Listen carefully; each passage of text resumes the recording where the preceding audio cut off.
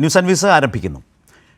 Operation സിന്ദൂറിൽ കിട്ടിയ തിരിച്ചടിയിലും പാകിസ്ഥാൻ പാഠം പഠിക്കുന്നില്ല. അങ്ങേയറ്റം ദുർബലമായ ആ രാജ്യം ഭീകരരാൽ നയിക്കപ്പെടുന്ന സൈനിക മേധാവി അസീം മുനീറിൻ്റെ യുദ്ധവെറിയിൽ മുന്നോട്ടു പോകാനാണ് ഭാവമെങ്കിൽ സംഭവിക്കുന്നത് എന്താവും? ഇന്ന് അതിൻ്റെ മറുപടിയാണ് ഇന്ത്യൻ സൈന്യം നൽകിയത്. ലാഹോറിലെ പാക് വ്യോമസേനയുടെ റഡാർ സംവിധാനം ഇന്ത്യൻ സൈന്യം തകർത്തു. ലാഹോറിലും കറാച്ചിയിലും റാവൽപിണ്ടിയിലും നിരവധി സ്ഫോടനങ്ങൾ. ചെനാബ് നദിക്ക് കുറുകെയുള്ള ബംഗ്ലിഹാർ ഡാം ഇന്ത്യ തുറന്നുവിട്ടു. ഇതേ തുടർന്ന് പാകിസ്ഥാനിലെ പഞ്ചാബ് പ്രവിശ്യ വെള്ളപ്പൊക്ക ഭീഷണി നേരിടുകയാണ്. 15 ഇന്ത്യൻ നഗരങ്ങൾ ലക്ഷ്യമിട്ടുള്ള പാക് സൈനിക നീക്കം ഇന്ത്യ നിർവീര്യമാക്കി. അതേ തുടർന്നാണ് ലാഹോറിൽ തിരിച്ചടിച്ചത്. ഇന്നത്തെ തിരിച്ചടി പാകിസ്ഥാന് പാഠമാവട്ടെ. ഓപ്പറേഷൻ സിന്ദൂറിൽ ഭീകരർ ഉൾപ്പെടെ 100ഓളം പേർ കൊല്ലപ്പെട്ടു എന്നാണ് പ്രതിരോധ മന്ത്രി രാജ്നാഥ് സിംഗ് പറഞ്ഞത്. ഭീകരതയ്ക്കെതിരെ ഒറ്റക്കെട്ടായി പോരാടാൻ സർവകക്ഷി യോഗത്തിൽ തീരുമാനിച്ചു. സൈനിക നടപടികൾക്ക് പ്രതിപക്ഷം പൂർണ്ണ പിന്തുണ പ്രഖ്യാപിച്ചു. പ്രധാനമന്ത്രിയുടെ അസാന്നിധ്യത്തിൽ പ്രതിരോധ മന്ത്രിയാണ് സർവകക്ഷി യോഗത്തെ നയിച്ചത്. കൊടുംഭീകരൻ മസൂദ് അസറിനെ പാകിസ്ഥാനിൽ നിന്ന് വിട്ടുകിട്ടാൻ സർക്കാർ നടപടി കൈക്കൊള്ളണമെന്ന് സർവകക്ഷി യോഗത്തിൽ CPIM-നെ പ്രതിനിധീകരിച്ച് പങ്കെടുത്ത ജോൺ ബ്രിട്ടാസ് MP ആവശ്യപ്പെട്ടു. ഇന്നും അതിശക്തമായ മുന്നറിയിപ്പാണ് ഇന്ത്യൻ സൈന്യം പാകിസ്ഥാന് നൽകിയിട്ടുള്ളത്. ഈ ചർച്ചയിൽ പങ്കെടുക്കുന്നത് brigadier Venu Nair, colonel CM Unnithan, മാധ്യമപ്രവർത്തകൻ സാജൻ യവൂജൻ, മാധ്യമപ്രവർത്തകൻ TJ ശ്രീലാൽ. ഞാൻ ആദ്യം കേണൽ ശ്രീ ഉണ്ണിത്താനിലേക്ക്. ശ്രീ ഉണ്ണിത്താൻ, നമ്മൾ ഈ ഓപ്പറേഷൻ സിന്ദൂറിൻ്റെ തുടർച്ചയിൽ ഇന്ന് ലാഹോറിൽ സ്ഫോടന പരമ്പര തന്നെ മുമ്പ് സൂചിപ്പിച്ചതുപോലെ പലയിടങ്ങളിലും റാവൽപിണ്ടിയിലും കറാച്ചിയിലും ലാഹോറിലും ഒക്കെ സംഭവിച്ചു. പിന്നീടാണ് മനസ്സിലായത് പാകിസ്ഥാൻ്റെ റഡാർ സംവിധാനമാകെ തകർക്കുന്ന നിലയിലേക്ക് ഇന്ത്യൻ സൈന്യം നീങ്ങുകയായിരുന്നു. അത് ഇന്ത്യ തന്നെ സ്ഥിരീകരിച്ചു. അതിന് ആധാരമായ കാരണങ്ങളും ഇന്ത്യ ഇന്ന് അവതരിപ്പിച്ചിട്ടുണ്ട്. യഥാർത്ഥത്തിൽ വളരെ ശക്തമായ ഓപ്പറേഷൻ സിന്ദൂറിൻ്റെ തുടർച്ചയിൽ വളരെ ശക്തമായ നീക്കമാണോ ഇന്ന് നടന്നിട്ടുള്ളത്? അതിൻ്റെ വിവരങ്ങൾ ഓരോന്നും വരുന്നതിനെ ഒന്ന് പരിശോധിച്ചാൽ താങ്കൾ എങ്ങനെ കാണുന്നു? നമസ്കാരം. അതിൽ യാതൊരു സംശയമില്ല മിസ്റ്റർ ശരത്. അതായത് ഞാൻ ഇന്നലത്തെ നമ്മുടെ ആ ഡിസ്കഷനിൽ പറഞ്ഞല്ലോ, നടന്ന സംഭവം ഒരു ട്രെയിലറായിരുന്നു. അതിന്റെ ഫോളോ അപ്പ് ആയിട്ടുള്ള കാര്യങ്ങൾ ഇപ്പോൾ സിന്ദൂർ 2 എന്ന് വേണമെങ്കിൽ പറയാം. 15 നമ്മുടെ ബോർഡർ സിറ്റീസ്, അമൃത്സർ, പഠാൻകോട്ട്, പിന്നെ ഇങ്ങനെയുള്ള ജമ്മു, ശ്രീനഗർ, ചണ്ഡീഗഡ്, അങ്ങനെ ഒരുപാട്. അല്ല, അത് നമ്മുടെ എയർഫീൽഡുകളാണ്. അവന്തി ഇതെല്ലാം എയർഫീൽഡുകളാണ്. ലേ, അവന്തിപ്പൂർ, ശ്രീനഗർ, ഉത്തർലൈ, അതുപോലെ ഇവൻ ചണ്ഡീഗഡ്, അമൃത്സർ, പഠാൻകോട്ട്, സൂറത്ത്ഗഡ്, ഭുജ്, ജാംനഗർ, ഇതെല്ലാം നമ്മുടെ ബോർഡർ ഏരിയയിലുള്ള എയർഫീൽഡ്. പക്ഷേ ഇതെല്ലാം സിവിലിയൻസ് ഉപയോഗിക്കുന്നുണ്ട്. അതുകൊണ്ട് ആദ്യമായിട്ട് നമ്മൾ ഒരു സ്ട്രാറ്റജിക് ഡിസിഷനാണ്, ഈ എയർഫീൽഡിൽ തൽക്കാലത്തേക്ക് സിവിൽ ഏവിയേഷന്റെ ഫ്ലൈറ്റ്സ് ഒന്നും പോകത്തില്ല. So that total freedom of action നമ്മുടെ എയർഫോഴ്സിനുണ്ട്. അതുപോലെ തന്നെ എല്ലാ എയർഫീൽഡിലും എയർ ഡിഫൻസ് ഗൺസും മിസൈൽസും എയർഫോഴ്സിന്റെ പിന്നെ സംവിധാനങ്ങളും ഉണ്ട്. എങ്ങനെ എയർക്രാഫ്റ്റ്, ഫൈറ്റർ എയർക്രാഫ്റ്റും എയർ ഡിഫൻസ് എയർക്രാഫ്റ്റ്, ഇതൊന്നും കൂടാതെ തന്നെ ഉള്ള ഈ എല്ലാ പിന്നെ ബോർഡർ പിന്നെ എയർഫീൽഡുകളും നമ്മളാണെങ്കിൽ താൽക്കാലികമായിട്ട് സിവിൽ ഏവിയേഷനിൽ നിന്ന് അത് തുറന്നു കൊടുക്കാതെ അല്ലെങ്കിൽ ക്ലോസ് ചെയ്ത് വളരെ നല്ല ഒരു ഇമ്പോർട്ടന്റ് ഡിസിഷനാണ്. ഒന്ന്. രണ്ടാമത്, ഇന്നലെ രാത്രി അതിൽ തന്നെ ഒരു കാര്യം കേണൽ, ഇതിലെ ഒരു പ്രധാനപ്പെട്ട കാര്യം, ഈ പറഞ്ഞ നിലയിൽ പാകിസ്ഥാൻ ഡ്രോണുകളും മിസൈലുകളും ഉപയോഗിച്ച് ഇന്ത്യയുടെ വടക്കൻ അതുപോലെ പടിഞ്ഞാറൻ ഇന്ത്യയിലെ നിരവധി സ്ഥലങ്ങൾ ആക്രമിക്കാൻ പദ്ധതിയിട്ടു, അല്ലെങ്കിൽ അതിനെ നിർവീര്യമാക്കിക്കൊണ്ടാണ് തിരിച്ചടി ലാഹോറിൽ റഡാർ സിസ്റ്റം ഒക്കെ തകർത്തുകൊണ്ട് അല്ലെങ്കിൽ അങ്ങനെ ഒരു മറുപടി നൽകിയത് എന്നുള്ളതാണല്ലോ വൈകിട്ടടക്കം വിക്രം മിശ്രയുടെ വിശദീകരണത്തിലടക്കം വാർത്താസമ്മേളനത്തിലടക്കം പുറത്തു വന്ന കാര്യങ്ങൾ. അതെ, തീർച്ചയായിട്ടും. ലാഹോറിലുള്ള എയർ ഡിഫൻസ് സിസ്റ്റം, ഈ air defence system basically it's suppose to protect all important vital assets. അതുപോലെ അതാണെങ്കിൽ totally even once radar system is totally damaged and put out of order, there is no early warning. ഇവർക്ക് കിട്ടേണ്ട പിന്നെ യാതൊരു advance ഇൻഫർമേഷനോ early വാർണിംഗോ മറ്റു കാര്യങ്ങളോ ഒന്നും കിട്ടുക, എനിമി അല്ലെങ്കിൽ ഇന്ത്യയുടെ സൈഡിൽ നിന്ന് എന്ത് മൂവ്മെന്റ്സ് ഉണ്ടായാലോ ഒന്നും കിട്ടത്തില്ല. ആദ്യം അത് തന്നെ നഷ്ടപ്പെടുത്തി. ഇന്ത്യൻ സൈഡിൽ നിന്നുള്ള ഡ്രോൺസുകളാണ് അത് ഉപയോഗിച്ചിരിക്കുന്നത്. എൻ്റെ അറിവ് ശരിയാണെങ്കിൽ ഹാർപി എന്ന് പറയുന്ന ഡ്രോൺസ് ആണ് ഉപയോഗിച്ചത്. അങ്ങനെ അതിനെ നേരിടുക. അതുപോലെ ഇസ്ലാമാബാദിലും പിന്നെ കറാച്ചിയിലും പിന്നെ റാവൽപിണ്ടി ഈ പ്രദേശങ്ങളെല്ലാം they are all rather given immense damage from the അവർ Indian air force and Indian army. അപ്പൊ ഇത് ആദ്യമായിട്ട് 71 വാറിന് ശേഷം ആദ്യമായിട്ടാണ് ഇന്ത്യൻ ആർമി അല്ലെങ്കിൽ ഇന്ത്യൻ എയർഫോഴ്സ് പിന്നെ ലൈൻ ഓഫ് കൺട്രോൾ ക്രോസ് ചെയ്ത് പിന്നെ ഇങ്ങനെ ഒരു കാര്യം ഇതിനെ പ്രേരിപ്പിച്ചതും വടി കൊടുത്ത് അടിക്കാൻ എന്നുള്ള സാഹചര്യം ഉണ്ടാക്കിയതും ഈ ബുദ്ധിശൂന്യമായ ഇപ്പോഴത്തെ പാകിസ്ഥാൻ ഭരണാധികാരികളും അതുപോലെ തന്നെ മിസ്റ്റർ ശരത് പറഞ്ഞ പോലെ ഇപ്പോഴത്തെ ആർമി ചീഫ് മുനീറിന് എക്സ്റ്റൻഷൻ വേണം. ഇതിന് ചെയ്ത ഒരു പരിപാടിയാണ് ഒരുപക്ഷെ കഴിഞ്ഞ ആഴ്ച പിന്നെ April 15 തോന്നുന്നു പറഞ്ഞില്ലേ, പിന്നെ ഇന്ത്യയും പാകിസ്ഥാനും ജിന്നയുടെ വിഭജനങ്ങളും അതിനുശേഷമുള്ളതും ഒരിക്കലും നമ്മൾക്ക് it's a 2 parallel lines never meet എന്നുള്ളതിൽ പറഞ്ഞതും മനുഷ്യരെ ഇൻസ്റ്റിഗേറ്റ് ചെയ്തതും അതിനുശേഷം പഹൽഗാമിലെ ഈ പ്രശ്നങ്ങളും ഇതെല്ലാത്തിൻ്റെയും പുറമുള്ള കാര്യങ്ങൾ. അതുകൊണ്ട് ഇപ്പോൾ നടക്കുന്നതും നടന്നു ഇതിന്റെ തുടക്കം മാത്രം. എത്ര ദിവസം ഇന്നലെ സംസാരിച്ച ഒരു കാര്യത്തിൽ ഇതിലുണ്ട്, പ്രിസിഷൻ അറ്റാക്ക് എന്നുള്ളതാണ്. വളരെ റെസ്പോൺസിബിളായി വളരെ കാൽക്കുലേറ്റ് ചെയ്ത് തന്നെയാണ് നടത്തിയിട്ടുള്ളത് എന്ന് ഇന്നലെയും ഇന്നും അങ്ങനെ തന്നെയാണ് വിദേശകാര്യ സെക്രട്ടറി പറഞ്ഞത്. കെയർഫുള്ളി സെലക്റ്റഡ് ടെറർ ടാർഗറ്റ്സിലേക്കാണ് ഈ അറ്റാക്ക് നടന്നിട്ടുള്ളത് എന്ന് പറഞ്ഞു. ഇന്നത്തേതും അങ്ങനെ തന്നെ എവിടേക്ക് ഹിറ്റ് ചെയ്യണം എന്ന് ഉദ്ദേശിച്ചോ അവിടേക്ക് തന്നെ ഹിറ്റ് ചെയ്തു എന്ന നിലയിലാണെങ്കിൽ അങ്ങനെയാണ് ആക്ഷനെ കുറിച്ച് പറഞ്ഞിട്ടുള്ളത്. ഞാനത് പറയാൻ കാര്യം ഇപ്പോൾ താങ്കൾ തന്നെ പറഞ്ഞു, ലൈൻ ഓഫ് കൺട്രോൾ ക്രോസ് ചെയ്ത് അപ്പുറത്ത് പോയി അധീന കശ്മീരിലും അതുപോലെ തന്നെ പാകിസ്ഥാൻ്റെ പഞ്ചാബ് പ്രവിശ്യയിലും 71 യുദ്ധത്തിന് ശേഷം അങ്ങനെ അതിനപ്പുറത്തേക്ക് ഒക്യുപ്പൈഡ് കാശ്മീരിനപ്പുറത്തേക്ക് പോകുന്ന ആദ്യത്തെ ഒരു സന്ദർഭമാണിത്.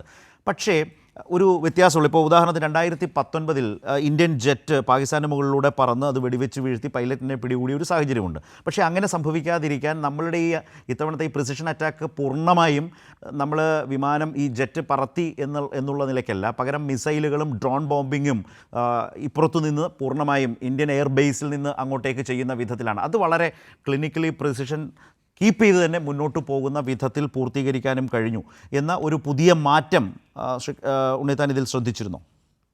അപ്പൊ 100% ശരത്, നമ്മുടെ ടെക്നോളജിക്കൽ അഡ്വാൻസ്മെന്റ് കഴിഞ്ഞ 10 വർഷത്തിനുള്ളിൽ എന്താണെന്നുള്ളത് ഇറ്റ്സ് ഓൾ ക്ലാസിഫൈഡ് ഇൻഫർമേഷൻസ് ആണ്.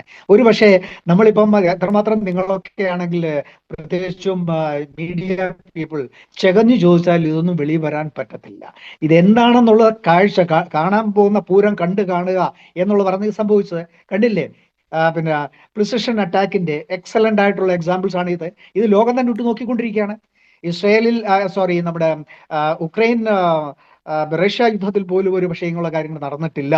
ഇതൊക്കെ വളരെ വളരെ ക്ലോസ്ലി ഒബ്സർവ്ഡ് ആൻഡ് വാച്ച്ഡ്. ഇത് 2 കാര്യം കൂടെ ഞാനിത് പറയാൻ ആഗ്രഹിക്കുന്നത് എന്താണെന്ന് വെച്ചാൽ, ഒന്ന്, ഈ പ്രശ്നങ്ങൾ എങ്ങനെങ്കിലും ഇതൊന്ന് ഒതുക്കി തീർക്കണം, അല്ലെങ്കിൽ ഒരു നെഗോഷിയേഷനിലേക്ക് മീഡിയേഷന് വേണ്ടി ഇറാൻ ഓൾറെഡി ഓഫർ ചെയ്തു. പക്ഷേ അതുകൂടാതെ തന്നെ Iranian foreign minister mister Seyed Abbas അദ്ദേഹം എത്തി. ഇന്നാണെങ്കിൽ ഫോറിൻ മിനിസ്റ്ററുമായിട്ട് ഡിസ്കഷൻസും ഉണ്ടായി, റൈറ്റ്. അതുപോലെ തന്നെ പിന്നെ സൗദി അറേബ്യയുടെ ഫോറിൻ മിനിസ്റ്ററും ഇവിടെ എത്തിയിട്ടുണ്ട്. ഇപ്പൊ ഇത് അവരുടെ എല്ലാ ഉദ്ദേശം എന്താണ്? സത്യത്തിൽ ഇന്ത്യയുമായിട്ടുള്ള എക്സലന്റ് റിലേഷൻഷിപ്പ് ഉണ്ട്. ഈ പാകിസ്ഥാന് ഇത് എന്തോ പറഞ്ഞ കുളം തോണ്ടോന്നുള്ള ആ രീതിയിലേക്ക് സംഭവിക്കുമെന്ന് ഇവർക്കൊക്കെ അറിയാം. കാരണം ഇവരിൽ നിന്നെല്ലാം ഇവരെ യാചിച്ച് ഇവരുടെ എക്കണോമി ഇപ്പൊ സർവൈവ് ചെയ്യുന്നു. അതിൽ നിന്ന് എങ്ങനെ ഇവരെ രക്ഷിക്കാൻ വേണ്ടി ഒരു നല്ല ഗുഡ് വിൽ ജസ്റ്റർ എന്ന് വേണേ പറയാം. പക്ഷെ അത് ഇന്ത്യ തുടങ്ങി വെച്ച ഒരു കാര്യം, നനഞ്ഞിറങ്ങിയാൽ കുളിച്ചു കയറണം എന്ന് പറഞ്ഞ പോലെ, എന്തുകൊണ്ട് ഏതായാലും ഇത് പ്രേരിപ്പിച്ചതും തുടങ്ങിയതും ചെയ്തതുമെല്ലാം പാകിസ്ഥാന്. 4 വർഷത്തോളം പ്രശ്നങ്ങളൊന്നും ഇല്ലാതെ ഇങ്ങനെ പോയി. ഒരു പക്ഷേ ഇന്ത്യയും വിചാരിച്ചു ശരി, ദേ വിൽ മേക്ക് ചേഞ്ചസ്, അമെൻമെന്റ്, ഇവർ നന്നാകുമെന്ന് വിചാരിച്ചു. ഒരിക്കലും നന്നാകാത്ത ഒരു രാജ്യം അല്ലേ. 1948 മുതലുള്ള ഹിസ്റ്ററി എടുത്ത് നോക്കെ. അപ്പം ശ്രീനഗറിന്റെ ഔട്ട്സ്കേർട്സ് എയർഫീൽഡ് പിന്നെ പിടിച്ചടക്കുന്ന രീതിയിലേക്ക് വന്നിരുന്നു, അവരെല്ലാം എടുത്ത് കളഞ്ഞു. അതിനുശേഷം 65 യുദ്ധം ആലോചിക്കുക. 71 വാറിലെ സത്യത്തിൽ 71 വാറിലെ ഇന്ത്യയുടെ ഏറ്റവും ഒരു ഗോൾഡൻ ഓപ്പർച്യൂണിറ്റിയാണ് നമുക്ക് POK തിരിച്ചെടുക്കുന്നത്. എങ്ങനെ? 93,000 സറണ്ടർ ചെയ്ത പട്ടാളക്കാർ നമ്മുടെ കൈ കിടപ്പുണ്ട്. അന്ന് അവരെ വെച്ച് ബലവേശാതെ ഒരു പക്ഷേ ഹെൻറി കിസിഞ്ചർ അമേരിക്കൻ അന്നത്തെ അഡ്മിനിസ്ട്രേഷൻ പാകിസ്ഥാനെ വളരെ ക്ലോസ്ലി സപ്പോർട്ട് ചെയ്തതുകൊണ്ടും 7th ഫ്ലീറ്റ് ആണെന്നുണ്ടെങ്കിൽ ഇന്ത്യൻ പിന്നെ അറേബ്യൻ സീയിലേക്കും മറ്റുള്ള മൂവ്മെന്റ്സും ഒക്കെ ഒരു പക്ഷേ ഇന്ദിരാഗാന്ധിയെ അന്നത്തെ പ്രധാനമന്ത്രി അവരുടെ കൂടുതൽ ഒരുപാട് സമ്മർദ്ദം ചെലുത്തിയിരിക്കാം. അതുകൊണ്ടൊക്കെ ആയിരിക്കാം നമ്മൾ ഈ പട്ടാളക്കാരെ തിരിച്ചു കൊടുത്തത്. അന്ന് ബാർഗെയിൻ ചെയ്യുന്നുണ്ടെങ്കിൽ വൺസ് ആൻഡ് ഫോർ ഓൾ നമുക്ക് ഈ അവസാനമായിട്ട് ഈ പ്രശ്നം തീർക്കാൻ പറ്റും. പക്ഷെ നടന്നില്ല, അത് പറഞ്ഞിട്ട് കാര്യമില്ല ഓക്കെ. ഇനിയും. പക്ഷേ ആ മിസ്റ്റേക്ക് ഇപ്പൊ കറക്റ്റ് ചെയ്യാൻ ഒരു എക്സലന്റ് ഓപ്പർച്യൂണിറ്റിയാണ്. അതുകൊണ്ട് നമ്മൾ എന്തുകൊണ്ടാണെങ്കിലും തീർച്ചയായിട്ടും ഈ ഈ ഒരു സാഹചര്യത്തിൽ അപ്പോൾ തീർച്ചയായിട്ടും അത് എങ്ങനെ best of the opportunity we got to sort out this rogue extremist breeding nation. Yes. അത് ഓക്കെ. ലോകത്തിലുള്ള, ഞാൻ ഇന്നലെ പറഞ്ഞതുപോലെ 23 രാജ്യങ്ങൾ ടോട്ടൽ നമുക്ക് സപ്പോർട്ടുണ്ട്. ഇതുകൂടാതെ European Union already they have extended their full support and they condemned ഏതെ പഹൽഗാമിൽ നടന്ന സംഭവത്തെ പറ്റി അവരെ ഔട്ട്റൈറ്റ്ലി കണ്ടംഡ്. അപ്പോൾ യൂറോപ്യൻ യൂണിയൻ സൈലന്റ് ആയിരുന്നു എങ്കിൽ പോലും ഇപ്പോൾ they change the mind. United nation അസംബ്ലിയിൽ നടന്ന സംഭവം അറിയാമല്ലോ, എന്ത് ഓക്കെ. 2 ശരി, ദിവസം ശരി. മുമ്പ്. നമുക്കതിലേക്ക് ഡീറ്റെയിൽ ആയിട്ട് അല്ലെങ്കിൽ വരാം, നമ്മൾ നമുക്കതിലേക്ക് ഡീറ്റെയിൽ ആയിട്ട് റൈറ്റ് വരാം. പക്ഷേ അപ്പോഴും പലപ്പോഴും ഇത്തരം പ്രശ്നങ്ങൾ ഉണ്ടാകുന്ന ഒരു ഘട്ടത്തിൽ അമേരിക്ക എടുക്കുന്ന ഒരു മധ്യസ്ഥ നീക്കമുണ്ട്. അത് ഇന്ത്യയുടെ കാര്യത്തിലായാലും പാകിസ്ഥാൻ്റെ കാര്യത്തിലായാലും ഒരേപോലെ താല്പര്യമുള്ള ഒരു രാജ്യം എന്ന നിലയ്ക്ക് അമേരിക്ക അങ്ങനെ ഒരു പൊസിഷൻ. പക്ഷേ ട്രംപിൻ്റെ ഈ ഭരണകാലത്ത് അങ്ങനെയൊരു താല്പര്യം എടുത്തിട്ടുണ്ടോ എന്ന പ്രശ്നം. ഇറാനിയൻ വിദേശകാര്യമന്ത്രിയാണ് അങ്ങനെ ഒരു ഇനിഷ്യേറ്റീവുമായി ഇറങ്ങിയിട്ടുള്ളത്. അത് ഞാനൊന്ന് സൂചിപ്പിച്ചു മാത്രം. ഞാൻ ശ്രീലാലിലേക്ക് വരികയാണ്. ശ്രീലാൽ, ഇന്നിപ്പോൾ സർവകക്ഷി യോഗം നടന്നു. പ്രതിരോധ മന്ത്രി കാര്യങ്ങൾ വിശദീകരിച്ചു. ഇന്നിപ്പോൾ അതിനുശേഷം ഇപ്പോൾ നമ്മളെയൊക്കെ സംബന്ധിച്ച്, മലയാളികളെ സംബന്ധിച്ച് അവിടെ നടന്ന അതേ കാര്യങ്ങളെക്കുറിച്ച് ഏറ്റവും നന്നായി ബ്രീഫ് ചെയ്ത് കാര്യങ്ങൾ അവതരിപ്പിച്ചത് രാജ്യസഭാംഗമായിട്ടുള്ള ജോൺ ബ്രിട്ടാസാണ്. അതിനുശേഷം മാധ്യമങ്ങളെ കണ്ടിരുന്നു. അവിടെ അദ്ദേഹം പറഞ്ഞൊരു പ്രധാനപ്പെട്ട കാര്യമുണ്ട്. പറഞ്ഞത് പ്രതിരോധ മന്ത്രി പറഞ്ഞൊരു കാര്യം, ഒരു യുദ്ധം അത് രാജ്യം ആഗ്രഹിക്കുന്നില്ല, അതിനുവേണ്ടിയുള്ളൊരു പരിശ്രമം ഉണ്ടാകില്ല. പക്ഷേ യുദ്ധം അങ്ങേയറ്റം വിനാശകരമാണ്, അതല്ല അത് ഒരു പരിഹാരത്തിലേക്ക് പോകും എന്ന നിലയ്ക്കല്ല കാണേണ്ടത്. പക്ഷേ ഭീകരവാദത്തിനെതിരായിട്ടുള്ള, പാകിസ്ഥാൻ്റെ ഈ നീക്കത്തിനെതിരായിട്ടുള്ള, ഈ രീതിക്കെതിരായിട്ടുള്ള ശക്തമായ തിരിച്ചടിയും മുന്നറിയിപ്പും അത് ആ നിലയിൽ എന്താണോ ലക്ഷ്യം വെച്ചത് അതിലേക്ക് മാത്രമേ പോകൂ എന്ന് രാജ്യത്തെ സർവകക്ഷി യോഗത്തിൽ എല്ലാ രാഷ്ട്രീയ പാർട്ടികളുടെയും പ്രതിനിധികളോട് പ്രതിരോധ മന്ത്രി പറയുന്നതിൽ ഒരു വലിയ പ്രാധാന്യമുണ്ട്. അത് അദ്ദേഹം പിന്നീട് മാധ്യമപ്രവർത്തകരോടായി പറയുകയും ചെയ്തു. ഞാനിത് സൂചിപ്പിക്കാൻ കാര്യം, മറ്റ് വിശദാംശങ്ങളിലേക്ക് വരാം, സൂചിപ്പിക്കാൻ കാര്യം ഓപ്പറേഷൻ സിന്ദൂറിൻ്റെ ആദ്യ ഭാഗം 1:45 ഇന്നലെ പുലർച്ചെ 1:45 സംഭവിച്ചതിൻ്റെ ഒരു സീരീസ് ഉണ്ട്. അതിനുശേഷം ഇന്ന് നമ്മുടെ മുമ്പിൽ, ഞങ്ങളിപ്പോൾ നമ്മുടെ ഈ സംസാരം തുടങ്ങിയ സമയത്ത് കേണലിനോട് ഞാൻ സൂചിപ്പിച്ച ലാഹോർ കേന്ദ്രീകരിച്ച് ഇന്ത്യൻ സൈന്യം നടത്തിയ അതിശക്തമായ ഒരു വലിയ, പാകിസ്ഥാനെ കൃത്യമായി വിറപ്പിക്കുന്നൊരു കാര്യം തന്നെയാണത്. ഇന്ത്യക്ക് നേരെ ഇന്ത്യൻ നഗരങ്ങളെയും ഒക്കെ കേന്ദ്രീകരിച്ച് മിസൈൽ ആക്രമണങ്ങളുമായി വന്നു. അതിനെ നിർവീര്യമാക്കി തിരിച്ചടിയുമായി ഇന്ത്യൻ സൈന്യം മുന്നോട്ട് പോയി. ലാഹോറാണ് വളരെ കൃത്യമായി കേന്ദ്രീകരിച്ച് റഡാർ സിസ്റ്റത്തെ കൃത്യമായി അത് അറ്റാക്ക് ചെയ്യുന്ന നില സംഭവിച്ചു. ഈ 2 സീരീസും ശ്രീലാൽ ശ്രദ്ധിക്കുമ്പോൾ മുമ്പ് സർവകക്ഷി യോഗത്തിൽ പ്രതിരോധ മന്ത്രി പറഞ്ഞതുപോലെ തന്നെ എന്താണോ പ്രശ്നം, ആ പ്രശ്നത്തിലേക്ക് സൈന്യം വളരെ സൂക്ഷ്മതയോടെ വിദഗ്ധമായി നീങ്ങുക എന്ന നിലയിലേക്കാണോ നമ്മുടെ സൈന്യം നീങ്ങിക്കൊണ്ടിരിക്കുന്നത്? അതായത് മുൻപുണ്ടായ ആക്രമണങ്ങളിൽ മുൻപ് ഇന്ത്യ കടന്നാക്രമിച്ചപ്പോൾ അത് ഒരു പൊളിറ്റിക്കൽ ഒരു ഹെഡിൻ്റെ ഭാഗമായിട്ടുള്ള, അല്ലെങ്കിൽ ഒരു പൊളിറ്റിക്കൽ വില്ലിൻ്റെ ഭാഗമായിട്ടുള്ള ഒരു ആക്രമണമായിട്ട് നമ്മൾ വരുത്താനുള്ള ശ്രമം ഉണ്ടായിരുന്നു. ഇതുവരെയും അങ്ങനെ ഒരു ശ്രമം ഉണ്ടായില്ല എന്ന് മാത്രമല്ല, ഈ ആക്രമണത്തിൻ്റെ തുടക്കത്തിൽ തന്നെ, ഈ നമ്മൾ തിരിച്ചടി തുടങ്ങുന്നതിന് മുമ്പ് തന്നെ സർക്കാർ എടുത്തൊരു തീരുമാനമുണ്ട്. അതായത് സൈന്യത്തിന് ഇതിൻ്റെ പൂർണ്ണ ഉത്തരവാദിത്വം വിട്ടുകൊടുക്കുന്നു. സൈന്യമാണ് ഇതിന് മറുപടി നൽകേണ്ടത്. പഹൽഗാം ആക്രമണത്തിന് മറുപടി നൽകേണ്ടത് സൈന്യമാണ്. അത് എപ്പോൾ എങ്ങനെ വേണമെന്ന് സൈന്യം തീരുമാനിക്കും എന്നുള്ള പരസ്യമായ ഒരു പ്രഖ്യാപനം പോലും നമ്മുടെ സർക്കാരിൻ്റെ ഭാഗത്തു നിന്നുണ്ടായി. അങ്ങനെ സൈന്യത്തിന് പൂർണ്ണ ചുമതല നൽകിക്കൊണ്ട്, പൂർണ്ണ അധികാരം നൽകിക്കൊണ്ട് സൈന്യത്തിൻ്റെ പിന്നിൽ നിന്നുകൊണ്ട് പ്രവർത്തിക്കാനാണ് സർക്കാർ തീരുമാനിച്ചത്. അതിൻ്റെ ഒരു വലിയ നേട്ടമാണ് നമ്മളിപ്പോൾ കാണുന്നത്. അതാണ് ആ പ്രിസിഷൻ അറ്റാക്കിൻ്റെ എല്ലാം കൃത്യത ഉണ്ടാകുന്നതും അതിന് സൈന്യം കൃത്യമായ കാര്യങ്ങൾ വിശദീകരിക്കുന്നതെല്ലാം അങ്ങനെ ഒരു ഭാഗത്തിൻ്റെ ഭാഗമായിരുന്നു. അത് തന്നെയാണ് ഇപ്പോൾ സർവകക്ഷി യോഗത്തിൽ രാജ്നാഥ് സിംഗ് വിശദീകരിച്ചത്. കാരണം ഒരു യുദ്ധത്തിലേക്ക് പോകാൻ ഇന്ത്യക്ക് താല്പര്യമില്ല എന്നുള്ളത് വാസ്തവം തന്നെയാണ്. ഇന്ത്യക്കെന്നല്ല, ഒരു രാജ്യത്തിനും നിലവിലെ സാഹചര്യത്തിൽ ഒരു യുദ്ധത്തിലേക്ക് പോകുക എന്നുള്ളത് എളുപ്പമല്ല. എത്ര ചെറിയ രാജ്യമാണെങ്കിലും, എത്ര ചെറിയ രാജ്യത്തെ എത്ര വലിയ രാജ്യം ആക്രമിച്ചാലും ആ ഇപ്പോൾ നടക്കുന്ന യുദ്ധങ്ങളൊന്നും തന്നെ അവസാനിക്കുന്നില്ല എന്നുള്ളത് വലിയ പ്രധാനപ്പെട്ട കാര്യമാണ്. നമ്മളിപ്പോൾ റഷ്യയും യുക്രൈനും തമ്മിൽ നടക്കുന്ന യുദ്ധം തന്നെ എടുത്തു കഴിഞ്ഞാൽ, യുക്രൈൻ ഒരു ചെറിയ രാജ്യമാണ്. ആ യുദ്ധം തുടങ്ങുമ്പോൾ നമ്മളെല്ലാം കരുതിയത്, അല്ലെങ്കിൽ റഷ്യ തന്നെ അവകാശപ്പെട്ടത്, ഞങ്ങളിതാ പോകുന്നു, യുക്രൈനെ കീഴടക്കുന്നു, തിരിച്ചു വരുന്നു എന്നുള്ളതായിരുന്നു. പക്ഷേ എല്ലാ രാജ്യങ്ങൾക്കും, സൗഹൃദ രാജ്യങ്ങളും എതിർ രാജ്യങ്ങളും എല്ലാം ഉള്ള ഒരു കാലഘട്ടമാണിത്. അതുകൊണ്ട് തന്നെ ഒരു യുദ്ധം തുടങ്ങുമ്പോൾ ആ യുദ്ധം അവിടെ ഒതുങ്ങുന്നില്ല, അതൊരു ഹൊറിസോണ്ടൽ യുദ്ധമായി മാറാനുള്ള സാധ്യതകൾ ഒരുപാടുണ്ട്. അതുതന്നെയാണ് ഇവിടെയും സംഭവിച്ചിരിക്കുന്നത്. ഇന്ത്യക്ക് പറയാനൊരു കാരണമുണ്ട്. പഹൽഗാമിൽ നടത്തിയ അതിഭീകരമായ ഭീകരാക്രമണം, അതിന് മറുപടി നൽകുക എന്നുള്ളത് ഇന്ത്യയുടെ അവകാശമാണ്. കാരണം ഇപ്പോൾ ഈ 9/11 ശേഷം അമേരിക്ക തുടങ്ങി വെച്ച പിന്തുടർന്ന് ആക്രമിക്കുക എന്നുള്ളത്, അതായത് കുറ്റവാളികളാണ് അല്ലെങ്കിൽ നമ്മുടെ രാജ്യത്തെ ആക്രമിച്ചവരാണ് എന്ന് വ്യക്തത വരുത്തി കഴിഞ്ഞാൽ അവരെ പിന്തുടർന്ന് ആക്രമിച്ച് അവരെ വധിക്കുക അല്ലെങ്കിൽ അവരെ ഇല്ലാതാക്കുക എന്നുള്ള നയം. അതെ, ശ്രീലാൽ പറഞ്ഞ പോലെ അബോട്ടാബാദിൽ എത്തി പാകിസ്ഥാൻ പോലും അറിഞ്ഞില്ല ബിൻ ലാദനെ പിടികൂടി ഫിനിഷ് ചെയ്യുന്നത്. അത് അമേരിക്ക തുടങ്ങി വെച്ചു. അമേരിക്കയ്ക്ക് മുമ്പ് ഇസ്രയേൽ ഇത് മൊസാദ് ഇത് നടത്തിയിരുന്നു. പക്ഷേ അത് ഒരു ലോകക്രമമായി അംഗീകരിക്കപ്പെട്ടത് 9/11 ശേഷം അമേരിക്ക നടത്തിയിട്ടുള്ള നീക്കങ്ങളുടെ ഭാഗമാണ്. ആ നീക്കത്തിൻ്റെ ഭാഗം തന്നെയാണ് ഇന്ത്യ ഇപ്പോൾ ചെയ്തിരിക്കുന്നത്. ഇന്ത്യ ഇപ്പോൾ ആദ്യത്തെ 14 ദിവസം ഇതിനെടുത്തത് തന്നെ എവിടെയാണ് ഇവർ എന്നുള്ളത്, അല്ലെങ്കിൽ ആരാണ് ഇവർക്ക് പിന്നിൽ എന്നുള്ളത്. ഇപ്പോൾ പഹൽഗാമിൽ ആക്രമണം നടത്തിയ ഭീകരവാദികളെ പിടിക്കാൻ സാധിച്ചില്ല, അല്ലെങ്കിൽ അവർ രക്ഷപ്പെട്ടു എന്നുള്ള ആരോപണം ഉണ്ടാകുമ്പോഴും ഇന്ത്യ നടത്തിയ ആക്രമണങ്ങൾക്ക് കൃത്യമായ വിശദീകരണം ഇന്ത്യ നൽകുന്നുണ്ട്. അത് ഇവിടുന്നാണ്, അതായത് 2008 മുതൽ നടത്തിയിട്ടുള്ള ഇന്ത്യക്കെതിരെ നടത്തിയിട്ടുള്ള ആക്രമണങ്ങൾക്ക്, ഭീകരാക്രമണങ്ങൾക്ക് നിലമൊരുക്കിയ സ്ഥലങ്ങളിലേക്കാണ് ആക്രമണം നടത്തിയിരിക്കുന്നത്. അത് വ്യക്തമായിട്ട് ഇന്ന സ്ഥലത്ത് ഇത്ര പേർ പരിശീലനം ലഭിച്ചിട്ടുണ്ട്, ഇത്ര പേർക്ക് പരിശീലനം നൽകാൻ കഴിവുള്ള ഒരു സ്ഥലമാണിത്, ഇന്ന ആക്രമണത്തിൽ പങ്കെടുത്തവർ ഈ ക്യാമ്പിൽ നിന്ന് വന്നവരാണ് എന്നതുവരെ കൃത്യമായി വ്യക്തമായി ഇന്നലെ ലോകരാജ്യങ്ങൾക്ക് മുന്നിൽ വയ്ക്കാൻ ഇന്ത്യക്ക് സാധിച്ചു എന്നുള്ളതാണ്. അപ്പോൾ ഇന്ത്യക്ക് ആ തിരിച്ചടിക്കാനുള്ള അവകാശം ഇന്ത്യ അത് നടപ്പിലാക്കുന്നു. അതിനുശേഷം പാകിസ്ഥാന് നേരത്തെ പറഞ്ഞതുപോലെ ഒരു സമ്മർദ്ദമുണ്ട്. അവർക്ക് ഈ കാര്യത്തിൽ പ്രതികരിച്ചേ മതിയാകൂ എന്നുള്ളതുകൊണ്ട് പാകിസ്ഥാൻ കഴിഞ്ഞ ദിവസങ്ങളിൽ തുടർച്ചയായി തന്നെ നമ്മുടെ അതിർത്തിയിൽ ആക്രമണം നടത്തുന്നുണ്ട്. അത് പാകിസ്ഥാൻ തുടരുകയും ചെയ്യുന്നുണ്ട്. ശ്രീലാൽ, ഞാൻ ചോദിക്കാൻ വന്നത് ഇന്നത്തെ വാർത്തകളിൽ ഏറ്റവും പ്രാധാന്യമേറിയ ഒരു ഭാഗം അതാണല്ലോ. ഇപ്പോൾ ശ്രീലാൽ സംസാരിച്ചത് സ്വാഭാവികമായും ഇന്നലെ സംഭവിച്ചതും ഏറെ ചർച്ച ചെയ്തതുമാണ്. ഇന്ന് പാകിസ്ഥാൻ ഈ അതിർത്തി ലൈൻ ഓഫ് കൺട്രോളിനോട് കേന്ദ്രീകരിച്ച്, ആ ഭാഗം കേന്ദ്രീകരിച്ച് ഷെല്ലാക്രമണം അതിശക്തമായി നടത്തുന്നു. വൈകുന്നേരത്തെ കണക്ക് നോക്കിയാൽ ഏതാണ്ട് ഒരു 13 ഇന്ത്യക്കാരാണ് കൊല്ലപ്പെട്ടത് ഈ ഷെല്ലാക്രമണത്തിൽ.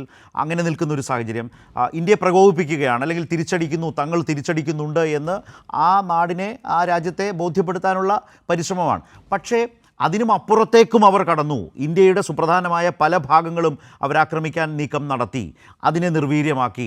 പകരം ലാഹോറിൽ തന്നെ തിരിച്ചടിക്കുന്നു. അത് അതിർത്തി കേന്ദ്രങ്ങളിലല്ല എന്നുള്ളത്, അല്ലെങ്കിൽ ഒക്യുപ്പൈഡ് കാശ്മീരിലല്ല, ലാഹോറിൽ തന്നെ തിരിച്ചടിക്കുന്നു എന്ന നിലയിലേക്കാണ് ഇന്ന് വൈകുന്നേരമായപ്പോൾ നമ്മുടെ മുമ്പിൽ അതിനെ സംബന്ധിച്ചൊരു വ്യക്തമായ ചിത്രം വന്നത്. അത് ആദ്യത്തെ പാർട്ടിൻ്റെ കുറേ കൂടി അഗ്രസീവായിട്ടുള്ള, കുറേ കൂടി ഷാർപ്പായിട്ടുള്ള മറ്റൊരു നീക്കമായി ശ്രീലാൽ കാണുന്നു. തീർച്ചയായും ശരത്, നോക്കൂ, പാകിസ്ഥാനിൽ 2 തരത്തിലുള്ള ഭരണകൂടമാണുള്ളത്. ഒന്ന് സിവിലിയൻ ഭരണകൂടവും, 2 മിലിറ്ററി ഭരണകൂടവും. സിവിലിയൻ ഭരണകൂടം അതിൻ്റെ ഏറ്റവും മോശപ്പെട്ട അവസ്ഥയിൽ, ഏറ്റവും കഴിവില്ലായ്മയുടെ ഏറ്റവും തറത്തട്ടിൽ നിൽക്കുന്ന ഒരു സമയത്താണ് ഇത് ഉണ്ടാകുന്നത്. അപ്പോൾ അതുകൊണ്ട് തന്നെ പാകിസ്ഥാനിലെ മിലിറ്ററി ഭരണകൂടം അവരുടെ അഗ്രസീവ്നെസ് കാണിച്ചേ മതിയാകൂ. കാരണം അവർക്ക് ഇന്ത്യയെ ഇവിടെ നേരിടുന്ന, ഈ അതിർത്തിയിൽ ഇന്ത്യ നേരിടുന്ന മാത്രമല്ല അവരിപ്പോൾ നേരിടുന്ന പ്രശ്നം, അവർ ബലൂച്ച് മേഖലയിൽ വലിയ തോതിലുള്ള പ്രതിസന്ധി നേരിടുന്നുണ്ട്. അവിടെ ആഭ്യന്തര കലാപവും ആഭ്യന്തര പ്രതിസന്ധികളും അതിരൂക്ഷമായി നിൽക്കുന്നു. അതുകൊണ്ട് തന്നെ സൈന്യത്തിന്, അവരുടെ സേനാ തലവന്മാർക്ക്, ആ സൈന്യത്തിൻ്റെ ഒപ്പം നിൽക്കുന്നവർക്ക് അവരുടെ മുറയിൽ തകർക്കാതിരിക്കുന്നതിന്, അവരുടെ മുറയിൽ പിടിച്ചു നിർത്തുന്നതിനുള്ള ചില നടപടികൾ സ്വീകരിച്ചേ മതിയാകൂ. അതിൻ്റെ ഭാഗമായിട്ടുള്ള ഒരു പ്രത്യാക്രമണം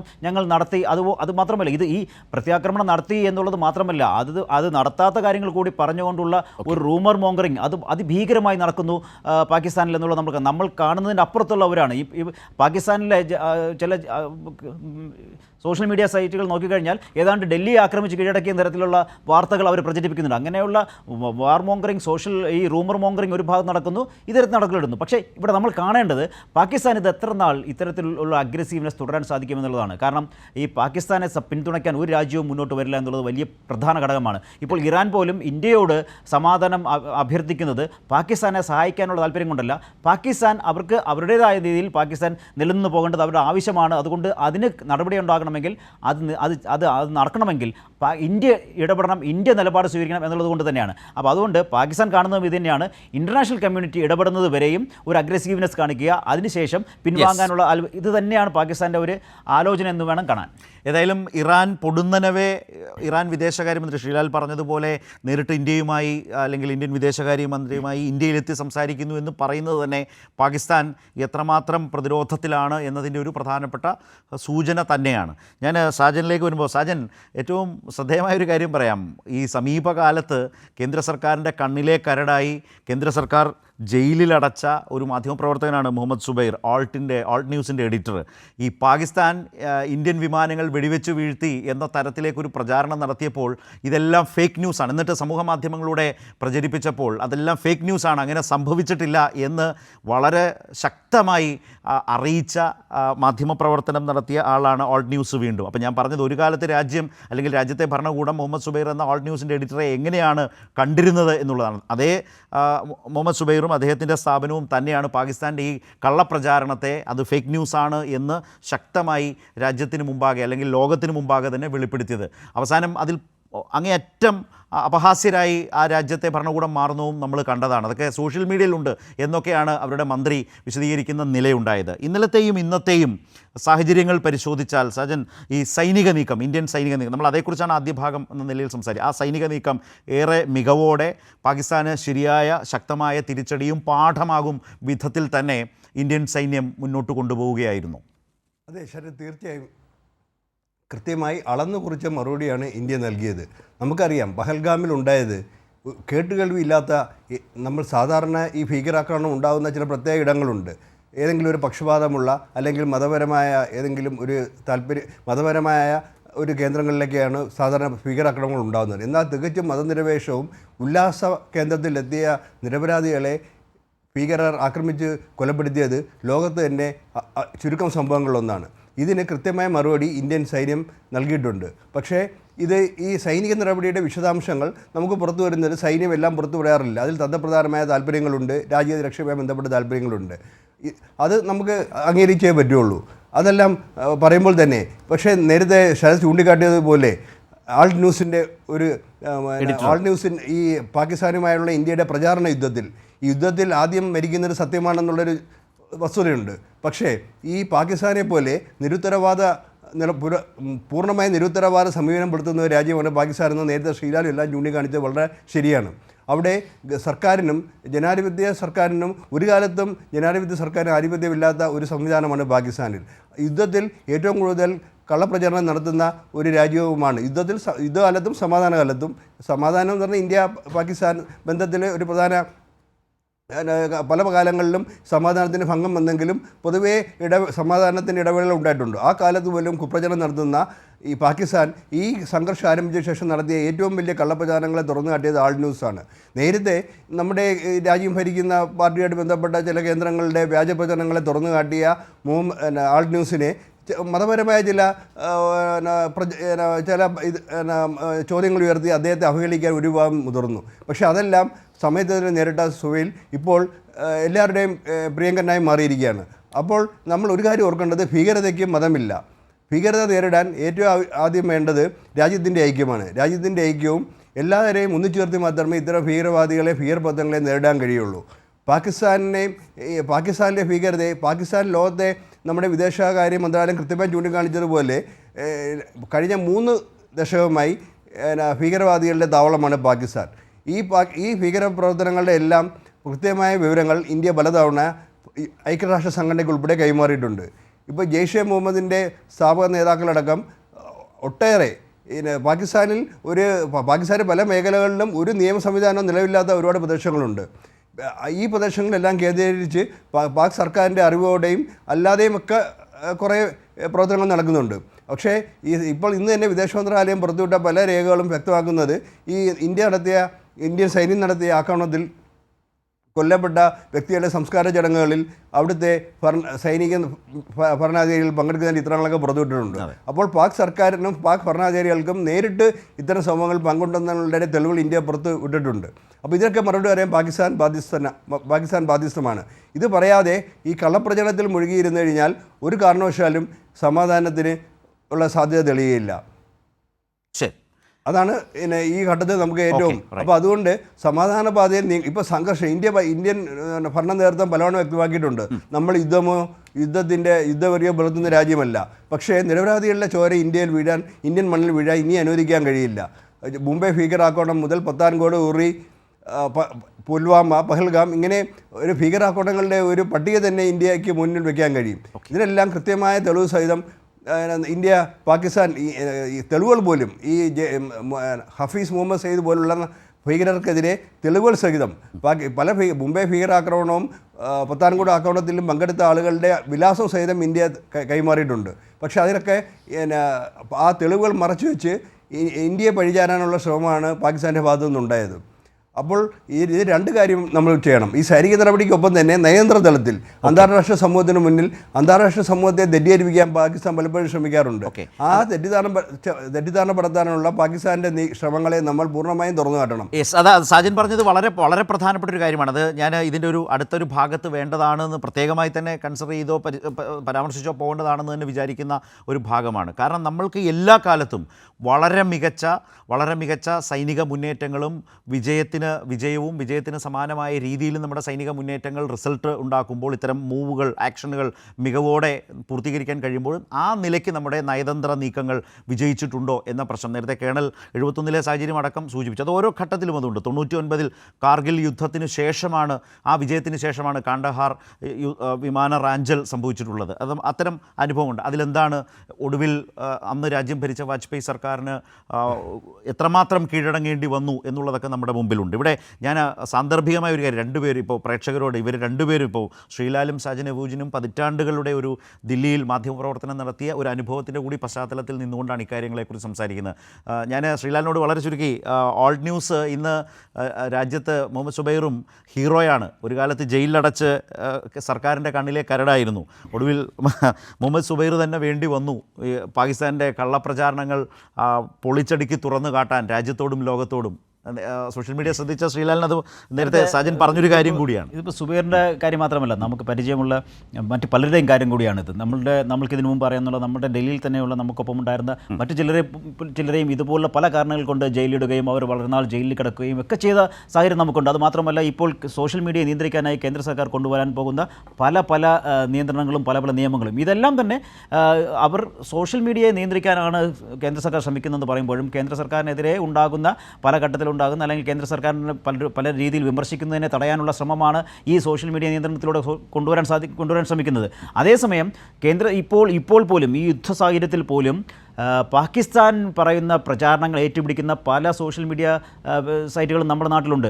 അവർക്കെതിരെയൊന്നും ഒരു നടപടിയും ഉണ്ടാകില്ല. കാരണം പല കാലങ്ങളിൽ, പല തലങ്ങളിൽ, പല സമയങ്ങളിൽ ഈ കേന്ദ്ര സർക്കാരിനൊപ്പം നിന്ന ആൾക്കാരാണ് ഇവരെന്നുള്ള ഒരു വലിയ സത്യസന്ധമായ ഒരു കാര്യം കൂടി അതിന് മുന്നിലുണ്ട്. അവിടെയാണ് നമ്മൾ ഈ പറഞ്ഞ പോലെ നമ്മുടെ ഈ സുഹൃത്ത് വിജയിച്ചതും അദ്ദേഹത്തെ ഇപ്പോൾ ഇന്ത്യ തന്നെ മൊത്തത്തിൽ ഒരു വലിയ താരമായി ഉയർത്തിക്കൊണ്ട് നടക്കുന്നതും. ഇതെല്ലാം കാലം തെളിയിക്കുന്ന കാലം കരുതി വെച്ച ഒരു നീതിയാണെന്ന് കൂടി നമ്മൾ പറയുക. ഞാൻ കേണൽ ഉണ്ണിത്താൻ, ഇതിലൊരു പ്രധാനപ്പെട്ട കാര്യം, ഇന്നലെയും ഇന്നിപ്പോൾ കനത്ത ഷെല്ലാക്രമണം നടത്തി.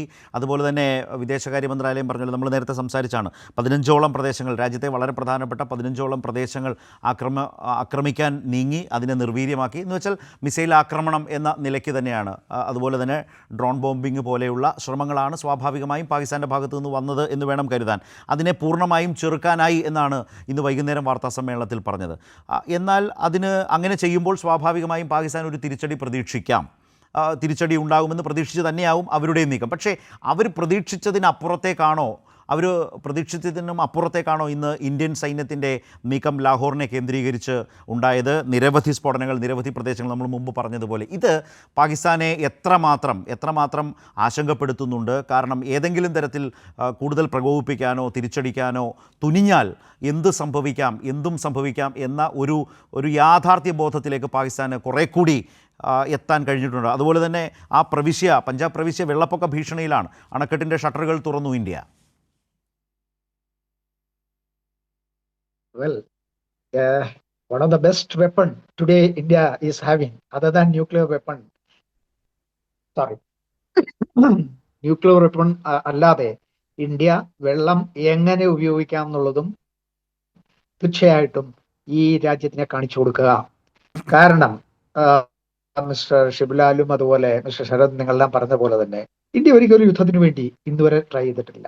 ഈ കഴിഞ്ഞ വർഷങ്ങളായിട്ടുള്ള കാര്യങ്ങളെല്ലാം 26/11 ശേഷവും അന്നത്തെ എയർ ചീഫ് അദ്ദേഹം ഓപ്പൺലി മീഡിയയിൽ വന്ന് പറഞ്ഞല്ലോ, ഹി വാസ് വില്ലിങ്.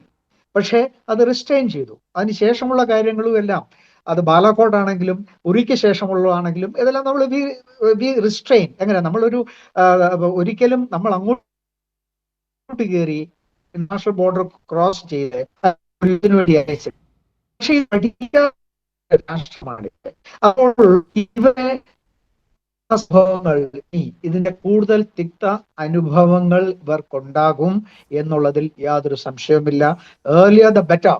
എത്രയും വേഗം ഒരു കാര്യങ്ങൾ മനസ്സിലാക്കുന്നു അതനുസരിച്ച് ഈ പാകിസ്ഥാൻ ഡിഫൻസ് മിനിസ്റ്റർ ഖ്വാജ അഹമ്മദ് പറഞ്ഞ എന്താണ്, ഇന്ത്യ എസ്കലേറ്റ് ചെയ്തതിൽ ഞങ്ങൾ മീഡിയേഷന് തയ്യാറാണ്.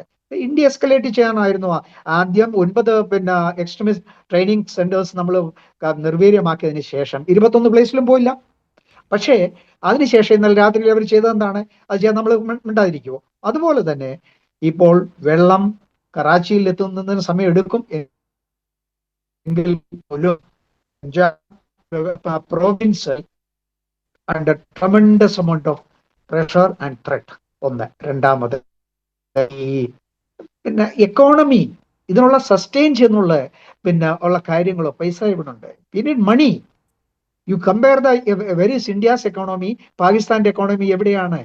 അതാണ് ഞാൻ നേരത്തെ സൂചിപ്പിച്ച പോലെ they have to beg borrow. That's all they have at the description. ഇതെല്ലാം വേറെ ഒന്നുമില്ലല്ലോ. അപ്പോൾ ഇതെങ്ങനെ ഒരു യുദ്ധം സസ്റ്റെയിൻ ചെയ്യും? പിന്നെ half their fighter aircraft non functional. അതുപോലെ ഈ ഇന്ത്യയുടെ S-400 മിസൈൽ സിസ്റ്റം റഷ്യയിൽ നമ്മൾ 2021 കോൺട്രാക്ട് സൈൻ ചെയ്ത് വാങ്ങിച്ചത്, അത് $40 ബില്യൺ കൂടുതൽ എക്സ്പെൻസസ് ഉണ്ട്. പക്ഷേ വണ്ടർഫുൾ ജോബ്. പാകിസ്ഥാനിൽ ഉപയോഗിച്ച മിസൈല് നിർവീര്യമാക്കി അതിന്റെ ഡെബ്രീസ് വരെ ഞാൻ ഇന്ന് വീഡിയോ ക്ലിപ്പിംഗ് കണ്ടു. റൈറ്റ്. അപ്പോൾ അത് ഉപയോഗിക്കുന്നത്. അതുപോലെ ഇന്ത്യയിലെ നമ്മൾ റഷ്യയിൽ നിന്ന് 76-77 വാങ്ങിച്ച സർഫസ് എയർ മിസൈൽ സിസ്റ്റം ഉണ്ടായിരുന്നു, എയർ ഡിഫൻസ് മിസൈൽസ്. അതിനകത്ത് ക്വാദ്രാത് എന്ന് പറയും, SAM-6 മിസൈൽ. അതിനുശേഷം നമ്മൾ ആകാശ് മിസൈൽസ് ഉണ്ടായി.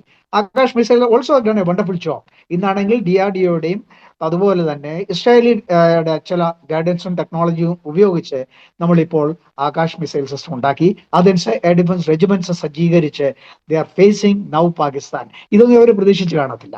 കഴിഞ്ഞ 10 വർഷമായിട്ട് സത്യത്തിൽ ഇന്ത്യയിൽ ഉണ്ടായ ഡിഫൻസ് കേണൽ, ഈ ലാഹോറിലെ റഡാർ സിസ്റ്റം ഇന്ത്യൻ സൈന്യം തകർത്തു എന്ന് പറയുമ്പോൾ നമ്മുടെ മിസൈലുകളും അതുപോലെ തന്നെ നമ്മുടെ ഡ്രോൺ ബോംബിംഗ് സിസ്റ്റത്തെയും അല്ലെങ്കിൽ അത്തരം സംവിധാനത്തെയും ഒന്നും ഐഡൻറ്റിഫൈ ചെയ്യാനോ അല്ലെങ്കിൽ അതിനെ തടയാനോ തകർക്കാനോ കഴിയാത്ത വിധം വളരെ ഓപ്പണപ്പ് ആവുകയാണ്. അങ്ങനെ കൂടി ഒരു പ്രശ്നം, അങ്ങനെ വലിയ ആശങ്കയ്ക്ക് കൂടി വകയുണ്ട് പാകിസ്ഥാനെ സംബന്ധിച്ച്. തീർച്ചയായിട്ടും മിസ്റ്റർ ശരത്. കാരണം ഡ്രോൺസ് എന്ന് പറഞ്ഞാൽ അതിലെ ഈ മിനിമം അത് ക്യാരിങ് മാക്സിമം പേലോഡ് അതിൽ കൊണ്ടുപോകുന്ന അല്ലെങ്കിൽ എന്ന് പറയുന്ന എക്സ്പ്ലോസീവ്സ് ആണ്. It goes, it get guided, there's GPS and it goes and rather get exploded at the designated target. അവിടെ ചെന്നു, കാര്യം കഴിഞ്ഞു. അതൊന്നും ബാക്കി അന്വേഷണത്തിന്റെ എന്തെങ്കിലും ആണെങ്കിൽ ഒന്നും കിട്ടില്ല. പക്ഷേ ചൈനയുടെ മിസൈലിന്റെ ഭാഗങ്ങളൊക്കെ ഇന്ന് കണ്ടു.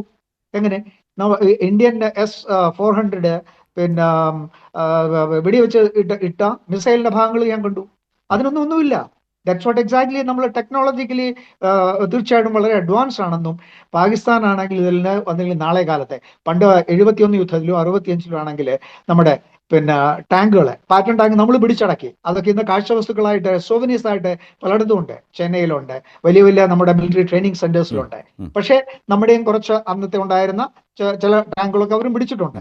പക്ഷേ ആ സമയങ്ങളൊക്കെ പോയി കഴിഞ്ഞു. ഇന്നാണെന്നുണ്ടെങ്കിൽ യെസ്, നമുക്ക് ടാർഗറ്റിലെത്തണം. നമ്മുടെ വേണ്ട എയിം എന്താണെന്ന് വെച്ചാൽ അത് അച്ചീവ് ചെയ്യുക. And never leave A trace of rather ഇത് എന്താണ്, മറ്റു കാര്യങ്ങളുടെ പുറകെ ടെക്നോളജി എന്താണ് എന്നുള്ളത് ആ രീതിയിലേക്ക് നമ്മൾ മാറിയിരിക്കുകയാണ്. പിന്നെ നമ്മൾ ഇപ്പോൾ ബാറാഖ് മിസൈൽ എന്ന് പറയുന്നത് ഇതാണെങ്കിൽ ഏതാണ്ട് 180 കിലോമീറ്റർ റേഞ്ചാണ് ഈ മിസൈൽ ഉപയോഗിച്ചതെന്നാണ് എന്റെ അറിവ്. കാരണം ഇടയിൽ താങ്കളുടെ റേഞ്ച് ഇഷ്യൂസ് ഉണ്ട്, താങ്കൾ സംസാരിക്കുന്ന ഇടയിലൊന്നും ബ്രേക്കായി പോകുന്നുണ്ട്. പക്ഷേ എങ്കിലും മനസ്സിലാവുന്നുണ്ട്. ഞാൻ ബ്രിഗേഡിയർ വേണുനായരിലേക്ക് കൂടി പോവുകയാണ്. അദ്ദേഹം കൂടി നമ്മൾക്കൊപ്പം ചേരുന്നുണ്ട്. Brigadier, good evening. ഒരു പ്രധാനപ്പെട്ട കാര്യം നമ്മളിപ്പോൾ കഴിഞ്ഞ ഒരു അരമണിക്കൂർ സംസാരിച്ചപ്പോൾ ഇന്നത്തെ അടക്കം കാര്യങ്ങളുമായി ബന്ധപ്പെട്ട ലാഹോറിൽ നടത്തിയിട്ടുള്ള നീക്കമൊക്കെ സംസാരിച്ചു വന്നു. അത് ഈ ഓപ്പറേഷൻ സിന്ദൂറിൻ്റെ അടുത്ത ഭാഗമായി തന്നെ കാണുന്നു. അത് പാകിസ്ഥാനെ സംബന്ധിച്ച് വളരെ ഒരു വലിയ തിരിച്ചടി തന്നെയാണ്, വളരെ മാസീവ് സെറ്റ് ബാക്ക് തന്നെയാണ് സംഭവിച്ചിട്ടുള്ളത്. അതിനിടയിൽ ഇന്നിപ്പോൾ സർവകക്ഷി യോഗം നടന്നിരുന്നു.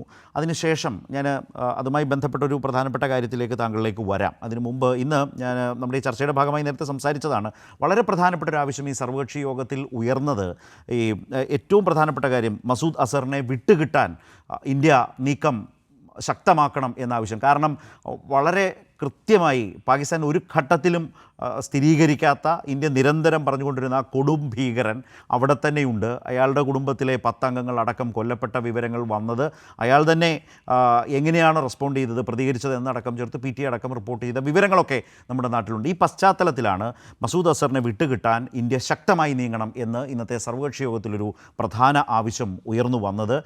അതുമായി ബന്ധപ്പെട്ട് ആ യോഗത്തിൽ സംസാരിച്ചപ്പോൾ എങ്ങനെയാണ് ഉന്നയിച്ചത്, എന്താണ് പറഞ്ഞത് എന്ന ആ ഭാഗം ഒന്ന് കണ്ടുകൊണ്ട് താങ്കളിലേക്കടക്കം ഞാൻ വരാം. മൗലാന മസൂദ് അസറിനെ കുറിച്ചുള്ള ഒരു ചോദ്യം ഞാൻ പ്രത്യേകം ഉന്നയിച്ചു. എന്താ കാരണം വെച്ചാൽ 1999 എയർ ഇന്ത്യ ഹോസ്റ്റേജസിനെ വിട്ടുകിട്ടാൻ വേണ്ടി അന്നത്തെ NDA ഗവൺമെൻറ് വിട്ടയച്ചയാളാണ് ഈ ഭീകരൻ. ആ ഭീകരനാണ് ഇപ്പോഴും പല ഘട്ടങ്ങളിലും നമ്മുടെ ഈ അതിർത്തിയിൽ നിന്നുള്ള ഭീകരപ്രവർത്തനങ്ങളിൽ ചർച്ചയ്ക്ക് വിധേയമാകുന്ന വ്യക്തി. ഐക്യരാഷ്ട്രസഭ തന്നെ അദ്ദേഹത്തെ ഗ്ലോബൽ ടെററിസ്റ്റായിട്ട് മുദ്രകുത്തിയിട്ടുണ്ട്. ഈ പശ്ചാത്തലത്തിൽ ഈ മൗലാന ഇന്ത്യക്ക് വിട്ടുകിട്ടാനുള്ള എന്തെങ്കിലും നടപടികൾ ഇന്ത്യ ഗവൺമെൻറ്റിൻ്റെ ഭാഗത്തു നിന്നുണ്ടാകുമോ എന്നുള്ള ചോദ്യം ഉന്നയിക്കപ്പെട്ടിരുന്നു. പൊതുവെ ഇന്ത്യ സർക്കാരിൻ്റെയും സേനയുടെയും നിലപാടുകളെ പിന്തുണച്ചുകൊണ്ട് ഇന്ത്യ ഒറ്റക്കെട്ടോടെ ഈ ഒരു ഭീകരതയെ നേരിടുമെന്നുള്ള ഒരു പ്രഖ്യാപനമാണ് സർവകക്ഷി യോഗത്തിലുണ്ടായത്.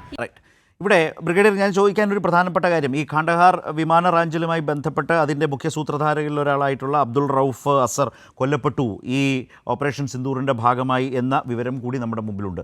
വളരെ പ്രധാനപ്പെട്ട ഒരു ഡിമാൻഡാണ് കേന്ദ്ര സർക്കാരിന് മുമ്പാകെ ഇന്നത്തെ സർവകക്ഷി യോഗത്തിൽ ഉയർന്നത്. നമ്മൾക്ക് അതിലേക്കൊക്കെ പോകാൻ കഴിയുന്ന വിധം ഈ നീക്കം ശക്തമല്ല. ഇപ്പോൾ മസൂദ് അസറിനെ പോലൊരു കൊടും ഭീകരനെ രാജ്യത്തിന് ഡിമാൻഡ് ചെയ്യാൻ വേണം, വിട്ടുകിട്ടണം എന്ന് കുറെ കൂടി ശക്തമായി പറയാൻ കഴിയുന്ന നിലയിലേക്ക് ഓപ്പറേഷൻ സിന്ദൂർ കാര്യങ്ങളെ കൊണ്ടുചെന്ന് എത്തിച്ചിട്ടുണ്ടോ?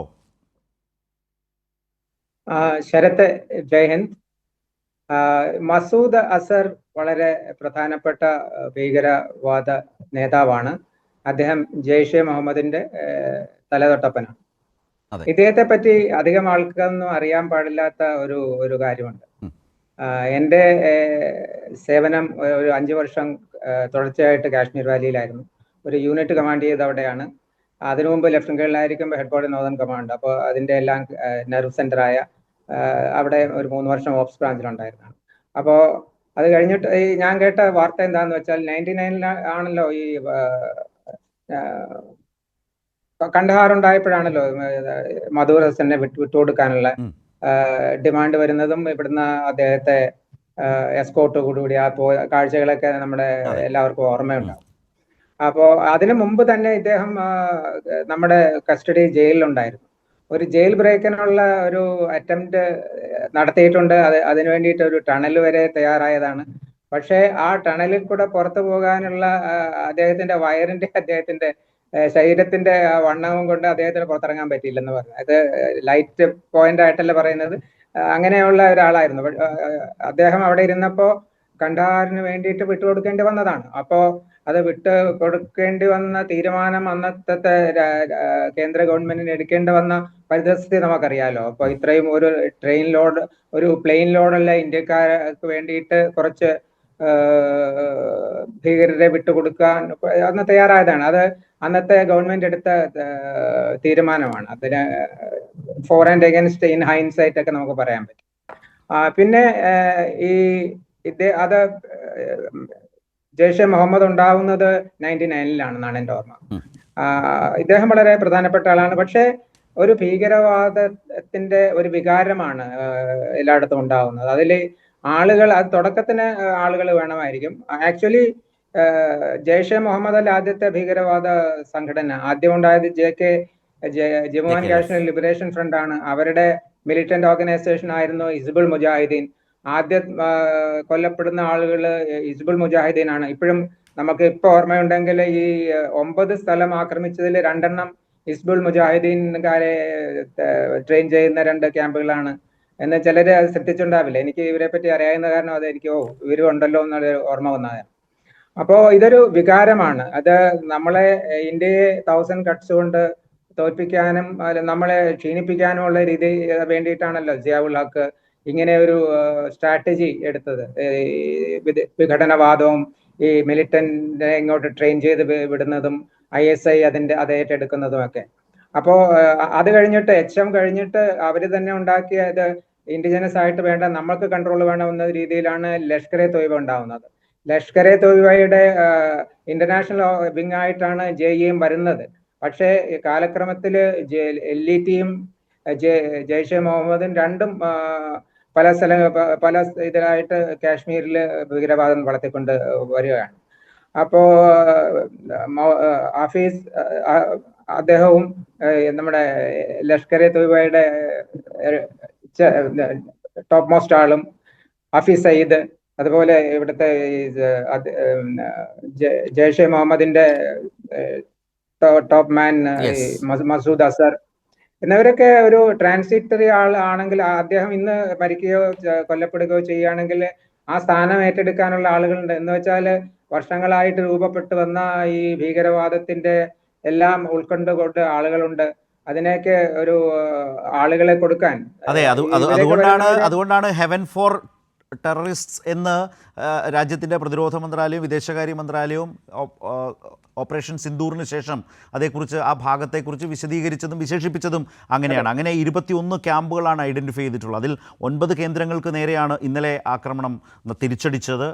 ഇന്നതിൻ്റെ തുടർച്ചയിലാണ് ലാഹോറിൽ ഈ റഡാർ സംവിധാനമൊക്കെ തകർത്തുകൊണ്ടുള്ള ഇന്ത്യക്കത് ഇന്ന് സൈന്യത്തിന് അത് ചെയ്യേണ്ടി വന്നതാണ്. കാരണം ഇന്ത്യയിലെ പല പ്രദേശങ്ങളും ടാർഗറ്റ് ചെയ്തിട്ട് ആക്രമണം നടന്നു, അതിനെ ചെറുത്തു, അതിനെ നിർവീര്യമാക്കി തിരിച്ചടിച്ചു. ഈ നിലയിലാണ് ഇതിൻ്റെ ഒരു നീക്കം ഇന്നും കൂടി നടന്നിട്ടുള്ള ബ്രിഗേഡിയർ. ഞാൻ മറ്റ് 2 പേരിലേക്ക് കൂടി ഒന്ന് പോകട്ടെ. സാജനും അതുപോലെ TJ ശ്രീലാലും കൂടി ശരിയാണ്.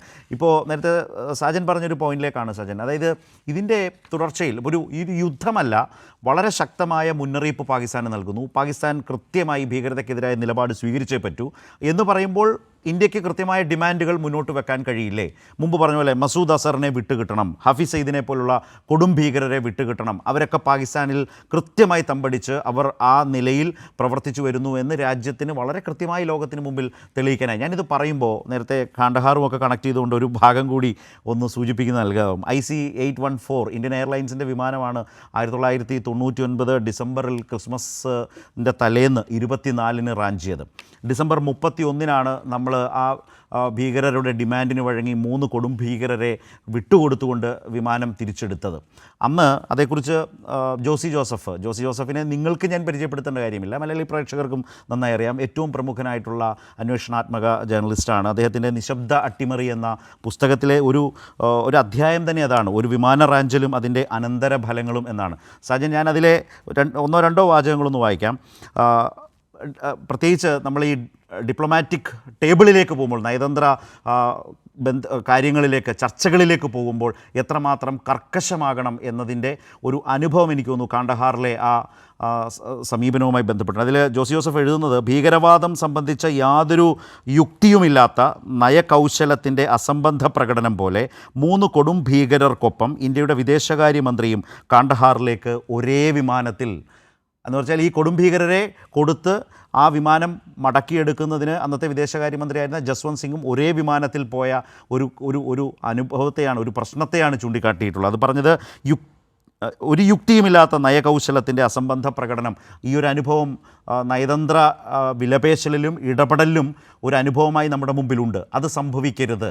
വളരെ ശക്തമായ നയതന്ത്ര ഇടപെടൽ നടത്തി ഈ ഭീകരതയുടെ വേരറുക്കാൻ കഴിയും വിധത്തിലേക്ക് ഇതിൻ്റെ തുടർച്ചയിൽ നയതന്ത്ര ഇടപെടൽ രാജ്യം ശക്തമായി മുന്നോട്ട് കൊണ്ടുപോകേണ്ടേ. 99-ലെ കാണ്ഡഹാറിൻ്റെയൊക്കെ ഒരു അനുഭവം കാർഗിലിലെ വിജയത്തിന് തൊട്ട് പിന്നാലെയാണ് ഇത് സംഭവിക്കുന്നത്. 99-ൽ കാർഗിൽ യുദ്ധം സൈന്യം വിജയിക്കുന്നു, അതിനുശേഷമാണ് ഇത് സംഭവിക്കുന്നത്. അപ്പോൾ ഈ അനുഭവം കൂടി നമ്മുടെ മുമ്പിൽ ഉണ്ടാവേണ്ടേ? കൊടും ഭീകരരെ പിടികൂടാൻ കഴിയും വിധത്തിലേക്ക് ഈ നീക്കം വിജയിപ്പിച്ചെടുക്കാൻ രാജ്യത്തിന് കഴിയേണ്ടതല്ലേ? തീർച്ചയായും ശരത്, ഈ പറഞ്ഞതുപോലെ നമ്മൾ ഈ നയതന്ത്ര അബദ്ധങ്ങൾ ഇനി ഒരിക്കലും ഉണ്ടാകരുത് എന്നുള്ളതാണ്. ഈ സൈനിക നീക്കം അത് സൈന്യത്തിന് വിട്ടുകൊടുക്കുക, അതേസമയം നയതന്ത്ര തലത്തിൽ പാകിസ്ഥാനെ കടുത്ത സമ്മർദ്ദത്തിലാക്കാൻ നമുക്ക് കഴിയണം. അതിന് അനുകൂലമായ ലോക സാഹചര്യമാണ് ഇന്നുള്ളത്.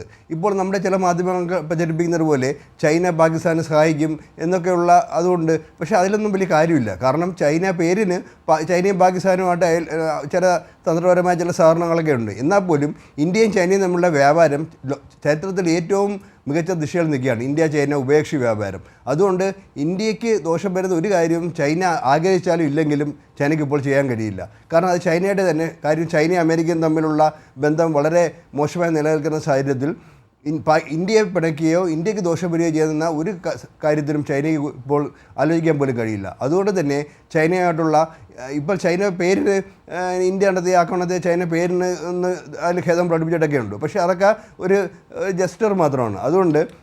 അതുപോലെ ഗൾഫ് രാജ്യങ്ങൾ നിലവിൽ ഒരു യുദ്ധം ആഗ്രഹിക്കുന്നില്ല. കാരണം പശ്ചിമേഷ്യയിലെ സംഘർഷവും തന്നെ അവർക്ക് താങ്ങാൻ കഴിയുന്നതിനപ്പുറമാണ്.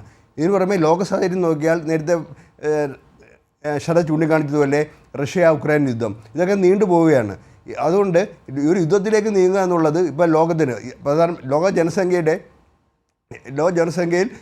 ഇപ്പോൾ നമ്മളെ സെൻസസ് നടക്കാത്തതുകൊണ്ടാണ് ഇന്ത്യയുടെ പോപ്പുലേഷൻ ഒരു 150 കോടി കൂടുതലാവാനുള്ള 140-150 കോടി ആയിട്ടുണ്ടാകും. ഇത്തരം ജനങ്ങൾ പാർക്കുന്ന ഇന്ത്യയും തൊട്ടടുത്തുള്ള തന്നെ പല യൂറോപ്യൻ രാജ്യങ്ങളെക്കാളും ജനസംഖ്യയുള്ള പാകിസ്ഥാനും തമ്മിൽ ഒരു കാര്യമായ സംഘർഷം ഉണ്ടാകുന്നത് ലോകത്തിൽ താങ്ങാൻ കഴിയുന്നതല്ല. ഇത് ലോകരാജ്യങ്ങൾക്കും ഇന്ത്യക്കും പാകിസ്ഥാനിലെ തന്നെ ഭരണ നേതൃത്വത്തിന് ഇതറിയാം. പക്ഷേ പാകിസ്ഥാൻ്റെ ഒരവസ്ഥ കൂടി നമ്മൾ മനസ്സിലാക്കണം. അവിടുത്തെ ഗവൺമെൻറ്റിന് കാര്യമായ ഒരു സ്വാധീനവും അവിടെ നടക്കുന്ന പല കാര്യങ്ങളിലും ഇല്ല. അവർ ഈ നേരത്തെ നമ്മുടെ മുൻ സൈനിക ഉദ്യോഗസ്ഥർക്ക് ചൂണ്ടിക്കാണിച്ചതുപോലെ അവരുടെ താൽക്കാലിക നേട്ടങ്ങൾക്ക് വേണ്ടി എന്ത് സാഹസത്തിനും മുതിരുമെന്ന് അവർ തന്നെ അഭിപ്രായപ്പെട്ടിട്ടുണ്ട്. അതുകൊണ്ട് ഇന്ത്യ വളരെ പക്വതയുള്ള ലോകത്തെ ഏറ്റവും മാതൃകാപരമായ ജനാധിപത്യം നിലനിൽക്കുന്ന രാജ്യമാണ്.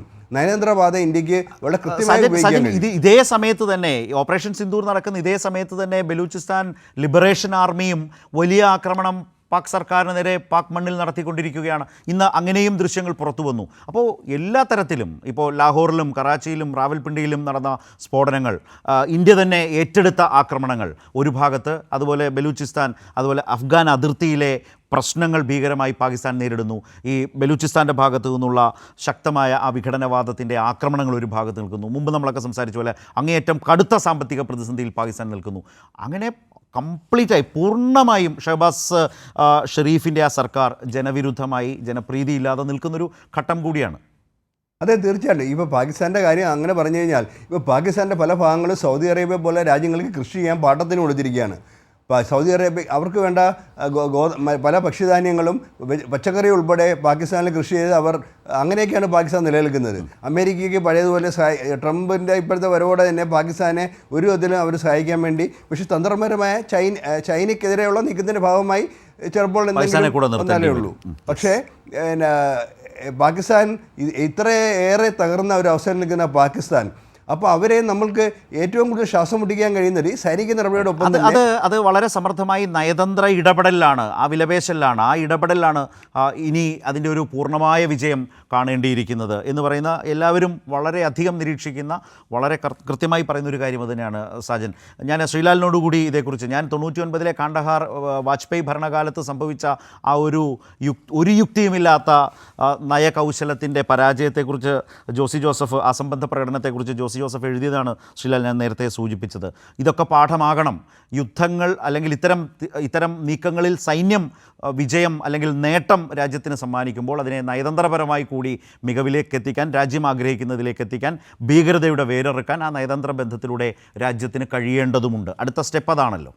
തീർച്ചയായും. ശരത് നോക്കൂ, മൗലാന അസറിനെ വിട്ടുകിട്ടണമെങ്കിൽ ചെറിയ തോതിലുള്ള സമ്മർദ്ദമല്ല ഇന്ത്യ നടത്തേണ്ടി വരിക, വലിയ തോതിലുള്ള സമ്മർദ്ദം നടത്തേണ്ടി വരും. കാരണം ഇനിയിപ്പോൾ ഉണ്ടാകാൻ പോകുന്ന ഒരു പ്രധാനപ്പെട്ട ഘടകം ലോകരാജ്യങ്ങൾ ഇടപെടുകയും ലോകരാജ്യങ്ങൾ ഇടപെട്ട് ഈ യുദ്ധം അവസാനിപ്പിക്കാനുള്ള ചില നടപടികൾ, ചർച്ചകൾ, നയതന്ത്രതല ചർച്ചകളിലേക്ക് കാര്യങ്ങൾ മാറുകയും ചെയ്യും. യുദ്ധം ചെയ്യാൻ പറയുമ്പോൾ സംഘർഷം, യുദ്ധത്തിലേക്ക് കാര്യങ്ങൾ കടന്നിട്ടില്ല, സംഘർഷം അവസാനിപ്പിക്കാനുള്ള, അതിന് പറയാൻ പോകുന്നത് രണ്ട് ന്യൂക്ലിയർ രാജ്യങ്ങൾ തമ്മിൽ ഏറ്റുമുട്ടലാണ്. പക്ഷേ ഇവിടെ പ്രധാനമായും പറയേണ്ടത് ഏതൊരു യുദ്ധത്തിലും ആ യുദ്ധത്തെ നിയന്ത്രിക്കുന്നതും ആ യുദ്ധത്തിൽ ലോകരാജ്യങ്ങൾ ഇടപെടുന്നതും ആ യുദ്ധത്തിലെ ഒരു മിലിറ്ററി വ്യാപാരം, അതായത് ഒരു ഡിഫൻസ് സെയിൽ അല്ലെങ്കിൽ ഡിഫൻസ് കച്ചവടം എന്നുള്ളൊരു സാധനം ഒരു ഘടകം കൂടിയുണ്ട്.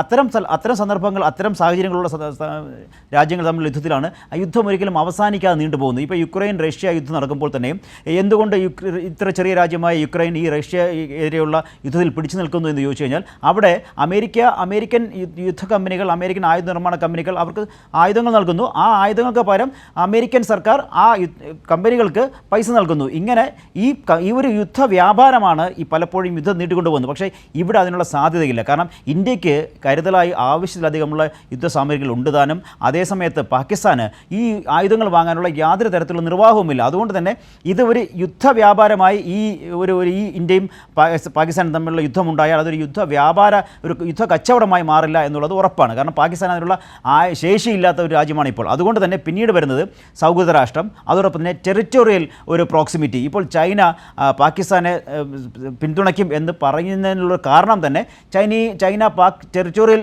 പ്രോക്സിമിറ്റിയാണ്. അത് ഇന്ത്യക്കെതിരെ ചൈനയ്ക്ക് എളുപ്പം എത്തിപ്പെടാനോ അല്ലെങ്കിൽ ഇന്ത്യയെ ഒരു ആക്രമിക്കേണ്ടി വന്നാൽ അല്ലെങ്കിൽ ഇന്ത്യയെ ഭീഷണിപ്പെടുത്തണമെങ്കിൽ ഇന്ത്യക്കെതിരെ കണ്ണുരുട്ടണമെങ്കിൽ അങ്ങനെ ഒരു വഴി ചൈനയ്ക്ക് വേണം എന്നുള്ളത് കൂടി കൊണ്ടാണ് അങ്ങനെ ഒരു ആരോപണവും അത്തരത്തിലുള്ള ഒരു വിചാരവുമെല്ലാം ഉണ്ടാകുന്നത്. അതേസമയം മറ്റ് ചില രാജ്യങ്ങൾ ഇപ്പോൾ സൗദി അറേബ്യ പോലുള്ള രാജ്യങ്ങൾ അല്ലെങ്കിൽ അത്തരത്തിലുള്ള ഒരു ഇറാൻ അടക്കമുള്ള രാജ്യങ്ങൾ വരുന്നത് അവർക്ക് ഒരു മുസ്ലിം രാഷ്ട്രം ഇല്ലാതാകുന്നതിനോട് അല്ലെങ്കിൽ അത് ഇല്ലാതെ പോകുന്നതിനോടുള്ള അവർക്ക് അത് മാത്രമല്ല ശ്രീലാൽ, ഇപ്പോൾ ക്ലോസ് അലൈയായി നിൽക്കുന്നത് ഇറാൻ മാത്രമാണ്. മറ്റൊരു ഗൾഫ് കൺട്രി, ഒരു രാജ്യവും അത്രമേൽ പാകിസ്ഥാനെ വളരെ പരസ്യമായി ഈ ഘട്ടത്തിൽ ഒന്നും പിന്തുണയ്ക്കാൻ കഴിയാത്ത വിധം തുറന്നു കാട്ടപ്പെട്ട് പാകിസ്ഥാൻ നിൽക്കുന്നു. പക്ഷേ പാകിസ്ഥാൻ എത്തപ്പെട്ട ഒരു വലിയ അപകടത്തിൻ്റെ കൃത്യമായ ലക്ഷണമല്ലേ ഇറാൻ വിദേശകാര്യമന്ത്രി സയ്യിദ് അബ്ബാസിൻ്റെ അതിവേഗമുള്ള വരവ്? അതാണ് ഞാൻ ചൂണ്ടിക്കാണിച്ചത്. സയ്യിദ് അബ്ബാസ് ഇന്ത്യയിൽ വന്നിട്ടാണ് അപേക്ഷിക്കുന്നത് പാകിസ്ഥാനുമായിട്ടുള്ള യുദ്ധത്തിലേക്ക് കടക്കരുത്, ആത്മസംയമനം പാലിക്കണമെന്ന്. അവിടെയാണ് ഞാൻ നേരത്തെ പറഞ്ഞത്, ഇങ്ങനെ ഇന്ത്യയെ സമ്മർദ്ദത്തിലാക്കാനുള്ള നയതന്ത്രം ലോകത്തുള്ള പല രാജ്യങ്ങളിൽ നിന്നുണ്ടാകും, വലിയ രാജ്യങ്ങളിൽ നിന്നും ചെറിയ രാജ്യങ്ങളിൽ നിന്നും ഉണ്ടാകും. ആ സമയത്ത് നമ്മൾ എത്ര ശക്തമായി വിലപേശുന്നു എന്നതിനെ അടിസ്ഥാനമാക്കിയായിരിക്കും ഇത്തരത്തിൽ നമ്മുടെ ആവശ്യങ്ങൾ ഈ നയതന്ത്ര ചർച്ചയിൽ വിജയിപ്പിച്ചെടുക്കാൻ. നമുക്ക് അതിവേഗം ഈ ചർച്ച അവസാനിപ്പിക്കേണ്ട സമയം ആവുകയാണ്. കേണൽ ശ്രീ ഉണ്ണിത്താൻ, ഇതിലൊരു പ്രധാനപ്പെട്ട കാര്യം, ഇപ്പോൾ വരുന്ന വാർത്താ ഏജൻസി ദൃശ്യങ്ങളിലൊന്നും പാക് ഡ്രോണുകൾ ഇന്ത്യൻ സൈന്യം തകർക്കുന്നതുമായി ബന്ധപ്പെട്ടാണ്. പാകിസ്ഥാൻ്റെ 8 മിസൈലുകൾ ഇന്ത്യൻ സൈന്യം തകർത്തു എന്ന വിവരങ്ങളൊക്കെ വരുന്നുണ്ട്. സാംബ മേഖലയിൽ രൂക്ഷമായ വെടിവെപ്പ് നടക്കുന്നു. രാത്രിയുടെ മറവിൽ നടക്കുന്ന ആക്രമണങ്ങളുടെ രാത്രി കാല ദൃശ്യങ്ങളൊക്കെയാണ് നമ്മുടെ മുമ്പിലുള്ളത്. അതുകൊണ്ട് തന്നെ ഈ രാത്രിയും സ്വാഭാവികമായി ഇതിൻ്റെ തുടർച്ചയിൽ പലതും പ്രതീക്ഷിക്കാം എന്ന് കരുതണോ കേണൽ? സാധ്യതകളില്ലാതില്ല, തള്ളിക്കളയാൻ പറ്റത്തില്ല. ഇന്ത്യൻ ഡിഫൻസ് ടോട്ടലി അതിന് പ്രിപ്പയർഡ് ആണ്. കട്ടുവ, സാംബ, അഖ്നൂർ, പിന്നെ ഇങ്ങനെയുള്ള ഏരിയയിലൊക്കെയാണ് ഇപ്പൊ ഈ ഡ്രോൺ അറ്റാക്ക് വന്നത്. അതിലെല്ലാം ഡിസ്പെൽ ചെയ്തതാണ് ഞാൻ മനസ്സിലാക്കുന്നത്. അതുപോലെ തന്നെ ഇന്ന് രാത്രിയിലും ഒരുപക്ഷെ തീർച്ചയായിട്ടും പടക്കങ്ങൾ പൊട്ടുന്ന ഇത് നമ്മൾ കണ്ടല്ലോ. അതുകൊണ്ട് ഇത് സത്യത്തിൽ ഞാൻ നേരത്തെ പറഞ്ഞ ഇതുവരെ പടക്കങ്ങൾ പൊട്ടിക്കാതിരിക്കാനാണ്, പടക്കങ്ങൾ പൊട്ടും മുമ്പ് അതിനെ പൊട്ടിക്കുകയാണ് സൈന്യം ചെയ്തുകൊണ്ടിരിക്കുന്നത്. ആ ഡ്രോണുകളൊക്കെ തകർക്കുന്നു, മിസൈലുകൾ തകർക്കുന്നു. തീർച്ചയായിട്ടും അതാണല്ലോ. അപ്പൊ അതുകൊണ്ട് ഇവർ എത്രമാത്രം ഇനി ട്രൈ ചെയ്താലും ഇത് കാരണം ഇത് ഒരുപക്ഷെ അല്പസമയം കൂടെ എടുക്കും. കാരണം ഇത് അവസാനം വരുന്നതിന് വേണ്ടി. അതുകൊണ്ട് ഇന്ത്യ ഇന്ന് ടോട്ടലി നമ്മൾ പ്രിപ്പയർഡ് ആണ്. എന്ത് ഇവൻച്വാലിറ്റീസും, including if there is a nuclear attack on India, അത് ഒരിക്കലും പാകിസ്ഥാൻ റഷ്യയിലുള്ള പാകിസ്ഥാൻ അംബാസഡർ ഇങ്ങനെ 2 ദിവസം മുമ്പ് വിളിച്ചു പറയുന്നത് കേട്ടു. പക്ഷേ അതിലൊന്നും അർത്ഥമില്ല. പക്ഷെ we are prepared. Indian army, navy, air force, അതുപോലെ ട്രൈ കമാൻഡ്, അതുപോലെ എല്ലാ കാര്യം. ഇന്ത്യക്ക് 25 ലക്ഷം റിസർവ് ഉണ്ട്. നമുക്കറിയണം, പാരാമിലിറ്ററി ഫോഴ്സസ്, BSF, CRPF, പിന്നെ ഇൻഡസ്ട്രിയൽ സെക്യൂരിറ്റി ഫോഴ്സസ്. പാകിസ്ഥാൻ സൈഡിൽ 5 ലക്ഷം കണ്ടേ ഉള്ളൂ. Right? When you compare the thing, എവിടെയാണ്? There is nothing. 25 കോടി ആൾക്കാരുണ്ട്. UPയുടെ ജനസംഖ്യ അതിനെക്കാട്ടി കൂടുതലായിരുന്നു. അപ്പോൾ ദ റിസോഴ്സസ് ആണെങ്കിലും എന്താണെങ്കിലും നമ്മൾ മനസ്സിലാക്കണം, ഇതേവരെ സത്യത്തിൽ ഒരിക്കലും പ്രതീക്ഷിക്കാത്ത ഒരു കാര്യങ്ങൾ അവർ ചെയ്യിച്ചു. കാരണം ഇതിന്റെ പുറകുള്ള ഈ അസിം മുനീർ 5 വർഷം കൂടെ എക്സ്റ്റൻഷൻ വേണം. അതിനുവേണ്ടി ചില കളികൾ കളിച്ചു. കളികളെല്ലാം പാളിപ്പോയി. റൈറ്റ്? അതിനാണെങ്കിൽ പക്ഷേ ഷാവാസ് ഷെരീഫോ അല്ലെങ്കിൽ ഖ്വാജ അഹമ്മദോ പിന്നെ ഇവർക്കാർക്കും ഇതിൽ വലിയതായിട്ടൊന്നും ചെയ്യാൻ പറ്റത്തില്ല. കാരണം ആർമി ഈസ് ടു ഡോമിനന്റ്. എത്രയൊക്കെ ബിസിനസ് ആണ് ആർമി നടത്തുന്നത് അറിയാം, പക്ഷെ നിങ്ങൾക്ക് അറിയാമായിരിക്കുമല്ലോ അല്ലേ? അപ്പൊ ഇവർക്ക് ഒരു പ്രൊഫഷണൽ ആർമി മാനേജ് ചെയ്യുന്നതിനെക്കാട്ടിലും കൂടുതലും ഇവരാണെങ്കിൽ ഇങ്ങനെയുള്ള കുറുക്ക് വഴികൾ കൂടെ ഈ എന്താ പറഞ്ഞ എക്സ്ട്രീമിസത്തിന് കാര്യങ്ങൾ ചെയ്ത് ISI ഉപയോഗിച്ച് കാര്യങ്ങൾ ചെയ്തുകൊണ്ടിരിക്കുകയായിരുന്നു. അപ്പൊ ഇതിന് അറുതി വരുത്തിയേ പറ്റൂ. അതുണ്ടാകും എന്നാണ് എന്റെ ശുഭാപ്തി വിശ്വാസം. അതെ, നമ്മൾ ഇന്നലെയും പറഞ്ഞല്ലോ, വകതിരിവില്ലാത്ത കൂട്ടരാണ് എന്നുള്ളതാണ് പ്രശ്നം. അതിനെ നേരിടുക എന്നുള്ളതേ അതിന് കാത്തിരിക്കുക. ബ്രിഗേഡിയർ, അതുകൊണ്ട് തന്നെ ഇന്ത്യൻ സൈന്യത്തെ സംബന്ധിച്ച് ഈ രാത്രിയും ഇനിയുള്ള അങ്ങോട്ടുള്ള ദിവസങ്ങളും ഇത്തരം അതിർത്തിയിൽ ഷെല്ലാക്രമണം, അതുപോലെ തന്നെ ഡ്രോണുകളും മിസൈലുകളും പായിച്ച് ഏതെങ്കിലും തരത്തിൽ ഇന്ത്യ രാജ്യത്തിനകത്ത് ഏതെങ്കിലും ഒരു തരത്തിലുള്ള കാഷ്വാലിറ്റി ഉണ്ടാക്കാനുള്ള അവരുടെ ശ്രമം തുടരും. പക്ഷേ അതിനെ അതേ രീതിയിൽ തന്നെ അതിശക്തമായി തന്നെ ഇല്ലാതാക്കുന്ന, ചെറുക്കുന്ന, തകർക്കുന്ന നിലയിലാണ് സൈന്യം മുന്നോട്ട് പോയിക്കൊണ്ടിരിക്കുന്നത്. സ്വാഭാവികമായും ഇനി വരുന്ന മണിക്കൂറുകളും ഒക്കെ ആ നിലയിൽ തന്നെയാണോ പ്രതീക്ഷിക്കേണ്ടത്? ഇന്നും അത്തരം നീക്കങ്ങളൊക്കെ സംഭവിക്കാം. കാരണം ലാഹോറിൽ വലിയ തിരിച്ചടിയാണ് ഇന്ത്യ ഇന്ന് നൽകിയത്. തീർച്ചയായിട്ടും ശരത്തിന്റെ ആദ്യത്തെ ചോദ്യം മസൂദ് അസറിനെ പറ്റി എൻ്റെ റിപ്ലൈ തരാൻ പറ്റില്ല.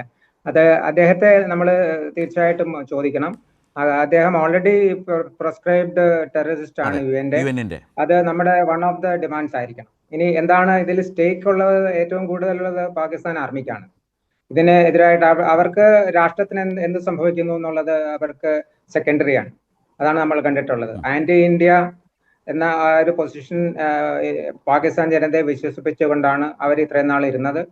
അത് തന്നെ മുന്നോട്ട് കൊണ്ടുപോകാനായിരിക്കും അവരുടെ സാധ്യത. ഇപ്പോ നമ്മളൊരു സ്പേസ് കൊടുത്തുകൊണ്ടാണ് നമ്മൾ ആദ്യത്തെ ഓപ്പറേഷൻ സിന്ദൂർ തുടങ്ങിയത്. നമ്മൾ ടെററിസ്റ്റ് ക്യാമ്പുകളെ മാത്രമേ അറ്റാക്ക് ചെയ്തുള്ളൂ. അവർക്ക് അത് അവിടെ നിർത്താമായിരുന്നു. പക്ഷെ അവര് വളരെ ഉയർന്ന ഒരു ഒബ്ജക്റ്റീവ്സോടുകൂടി നമ്മുടെ 15 സ്ഥലങ്ങൾ ആക്രമിക്കുകയും നമ്മുടെ എയർഫീൽഡുകളെ ആക്ടിവേറ്റ് ചെയ്യാനുള്ള കാര്യങ്ങളൊക്കെ ചെയ്തത് 71 വാറിനെ കൂട്ട. പക്ഷെ അത് നടന്നില്ല, എല്ലാം പരാജയപ്പെട്ടു. അപ്പൊ പാകിസ്ഥാൻ ആർമി ഇല്ലോജിക്കൽ ജനറൽ ആണ് ലീഡ് ചെയ്യുന്നത്.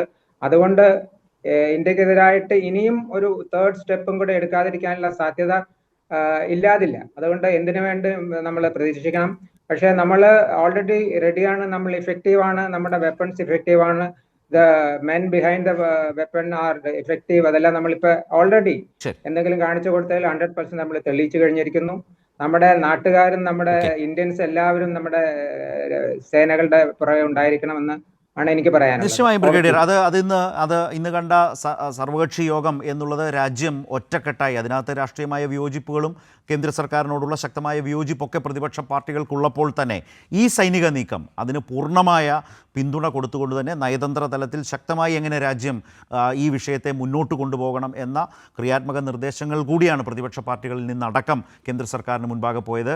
പല ചോദ്യങ്ങളും ഉയർന്നു, ആ ചോദ്യങ്ങൾക്കൊന്നും ഉത്തരമുണ്ടായിരുന്നില്ല. പക്ഷേ അപ്പോഴും അവരൊക്കെ പറഞ്ഞത്, സർക്കാർ അറിയിച്ചത്, ഇതൊക്കെ നിങ്ങൾ പറയുന്ന നിർദ്ദേശങ്ങളും ചോദ്യങ്ങളുമൊക്കെ ഇൻപുട്സാണ്, ആ നിലയിൽ തന്നെ എടുക്കുന്നു, ആ നിലയിൽ തന്നെ മുന്നോട്ട് കൊണ്ടുപോകും എന്ന് പറഞ്ഞു. സാജനോടും ശ്രീലാലിനോടും ഓരോ വരിയിൽ ഒരു ഉത്തരം പ്രതീക്ഷിച്ചുകൊണ്ട് ഇന്നിപ്പോൾ പറഞ്ഞൊരു പ്രധാനപ്പെട്ട കാര്യം, ദ റെസിസ്റ്റൻസ് ഫ്രണ്ട്, കശ്മീരുമായി ബന്ധപ്പെട്ട് നിൽക്കുന്ന ഭീകര സംഘടനകളെ ആയി ബന്ധപ്പെട്ട് നിൽക്കുന്ന കശ്മീരിലെ ആ സംഘടന, അവരുടെ ബന്ധം പാക് ഭീകരതയുമായി ബന്ധപ്പെട്ട തെളിവുകൾ യുന്നിലേക്കടക്കം കൊടുക്കും എന്ന് പറഞ്ഞിട്ടുണ്ട്. ഇന്ന് വാർത്താസമ്മേളനത്തിൽ ശ്രദ്ധിച്ചു കാണുമല്ലോ സാജൻ. അവിടെ തന്നെ ഒരു പ്രധാനപ്പെട്ട കാര്യം, കശ്മീർ ജനത പെഹൽഗാം ആക്രമണത്തിലടക്കം ഏറ്റവും അധികം ശക്തമായി പാക് ഭീകരതയ്ക്കെതിരെ നിലപാടെടുത്തതാണ് പാക് ജനത. അവിടേക്ക് ഒരു സർവകക്ഷി സംഘം പോകണം, ആ പാക് ജനതയ്ക്കൊപ്പം, കശ്മീർ ജനതയ്ക്കൊപ്പം രാജ്യമുണ്ട് എന്ന് സൈന്യത്തോടൊപ്പം നിൽക്കും പോലെ തന്നെ ഭീകരതയ്ക്കെതിരായ പോരാട്ടത്തിൽ രാജ്യം അങ്ങനെ കൂടി ഒരു ഐക്യദാർഢ്യപ്പെടൽ വേണ്ടതാണോ? ഇന്നിപ്പോൾ സർവകക്ഷി യോഗത്തിൽ അങ്ങനെയും ഒരു ആശയവും നിർദ്ദേശവും ഉയർന്നിരുന്നു. ഒന്ന് ചുരുക്കി. തീർച്ചയായും പ്രധാനമന്ത്രിയുടെ നേതൃത്വത്തിൽ തന്നെ സർവകക്ഷി സംഘം അങ്ങോട്ട് പോകണം. കാരണം ഇത് 2019 ജമ്മു കാശ്മീരിൻ്റെ സംസ്ഥാന പദവി എടുത്തു കളഞ്ഞ ശേഷം അതെല്ലാം പ്രധാനമന്ത്രിയും കേന്ദ്ര സർക്കാർ അവരുടെ ഒരു രാഷ്ട്രീയ ഇച്ഛാശക്തിയുടെ പ്രതീകമായിട്ടാണ് പറഞ്ഞത്.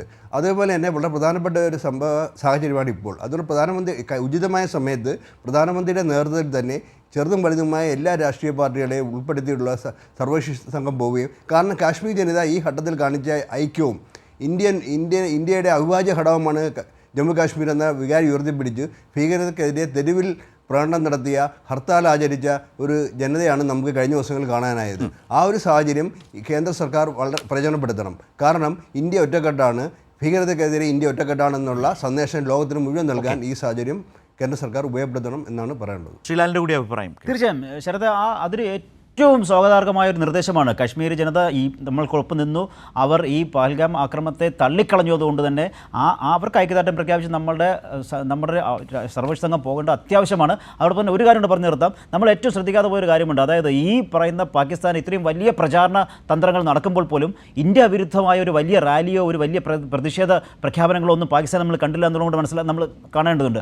അത് തന്നെയാണ് ഈ ആക്രമണത്തിൽ പാകിസ്ഥാനെ പ്രതിരോധത്തിലാക്കുന്നത്. അതായത് പാക് ജനതയും പാക് സൈന്യവും രണ്ട് തട്ടിൽ തന്നെയാണ് എന്ന് കൃത്യമായി ധരിക്കാവുന്ന വളരെ ശരിയായ വളരെ പ്രധാനപ്പെട്ട ഒരു സൂചനയാണ് ശ്രീലാൽ അതുമായി ബന്ധപ്പെട്ട് നൽകിയത്. അത് കശ്മീരിനെ ഒപ്പം ചേർത്ത് പിടിച്ചുകൊണ്ട് തന്നെ പാക് ഭീകരതയ്ക്കെതിരായ വലിയ പോരാട്ടത്തിൽ അവിടേക്ക് രാജ്യത്തിൻ്റെ സർവകക്ഷി സംഘം പോകണം. സാജൻ പറഞ്ഞത് അതിൽ പ്രധാനമന്ത്രി തന്നെ ഉണ്ടാകണം എന്ന നിലയ്ക്കൊരു നിർദ്ദേശമാണ്. ഇന്ന് സർവകക്ഷി യോഗത്തിൽ CPIM ആണ്, അതുപോലെ തന്നെ പാർലമെൻറ്റ് അടിയന്തരമായി ചേരണം എന്നതുപോലെയുള്ള നിർദ്ദേശങ്ങൾ മുന്നോട്ട് വെച്ചത്. നമ്മൾ മുമ്പ് കണ്ടതുപോലെ ജോൺ ബ്രിട്ടാസ് CPIM-നെ പ്രതിനിധീകരിച്ചുകൊണ്ട് മുന്നോട്ട് വെച്ച നിർദ്ദേശങ്ങളിൽപ്പെട്ട ചില കാര്യങ്ങൾ വളരെ പ്രസക്തമായി തന്നെ ഈ ഘട്ടത്തിൽ മുന്നോട്ട് പോകുമ്പോൾ അത് വളരെ ഗൗരവമായി തന്നെ കാണേണ്ടതാണ്. കേന്ദ്ര പ്രതിരോധ മന്ത്രി അക്കാര്യങ്ങൾ എഴുതിയെടുക്കുകയും അത്തരം കാര്യങ്ങൾ പരിശോധിക്കുകയും ചെയ്യും എന്ന മറുപടിയാണ് അവിടെ ഉണ്ടായത് എന്നുകൂടി സാന്ദർഭികമായി പറയട്ടെ. ന്യൂസ് ആൻഡ് വ്യൂസ് അവസാനിക്കുന്നു. 9 PM-ലേക്ക് അസിത ഉടനെത്തും. 4 പേർക്കും 4 അതിഥികൾക്കും വളരെയധികം നന്ദി.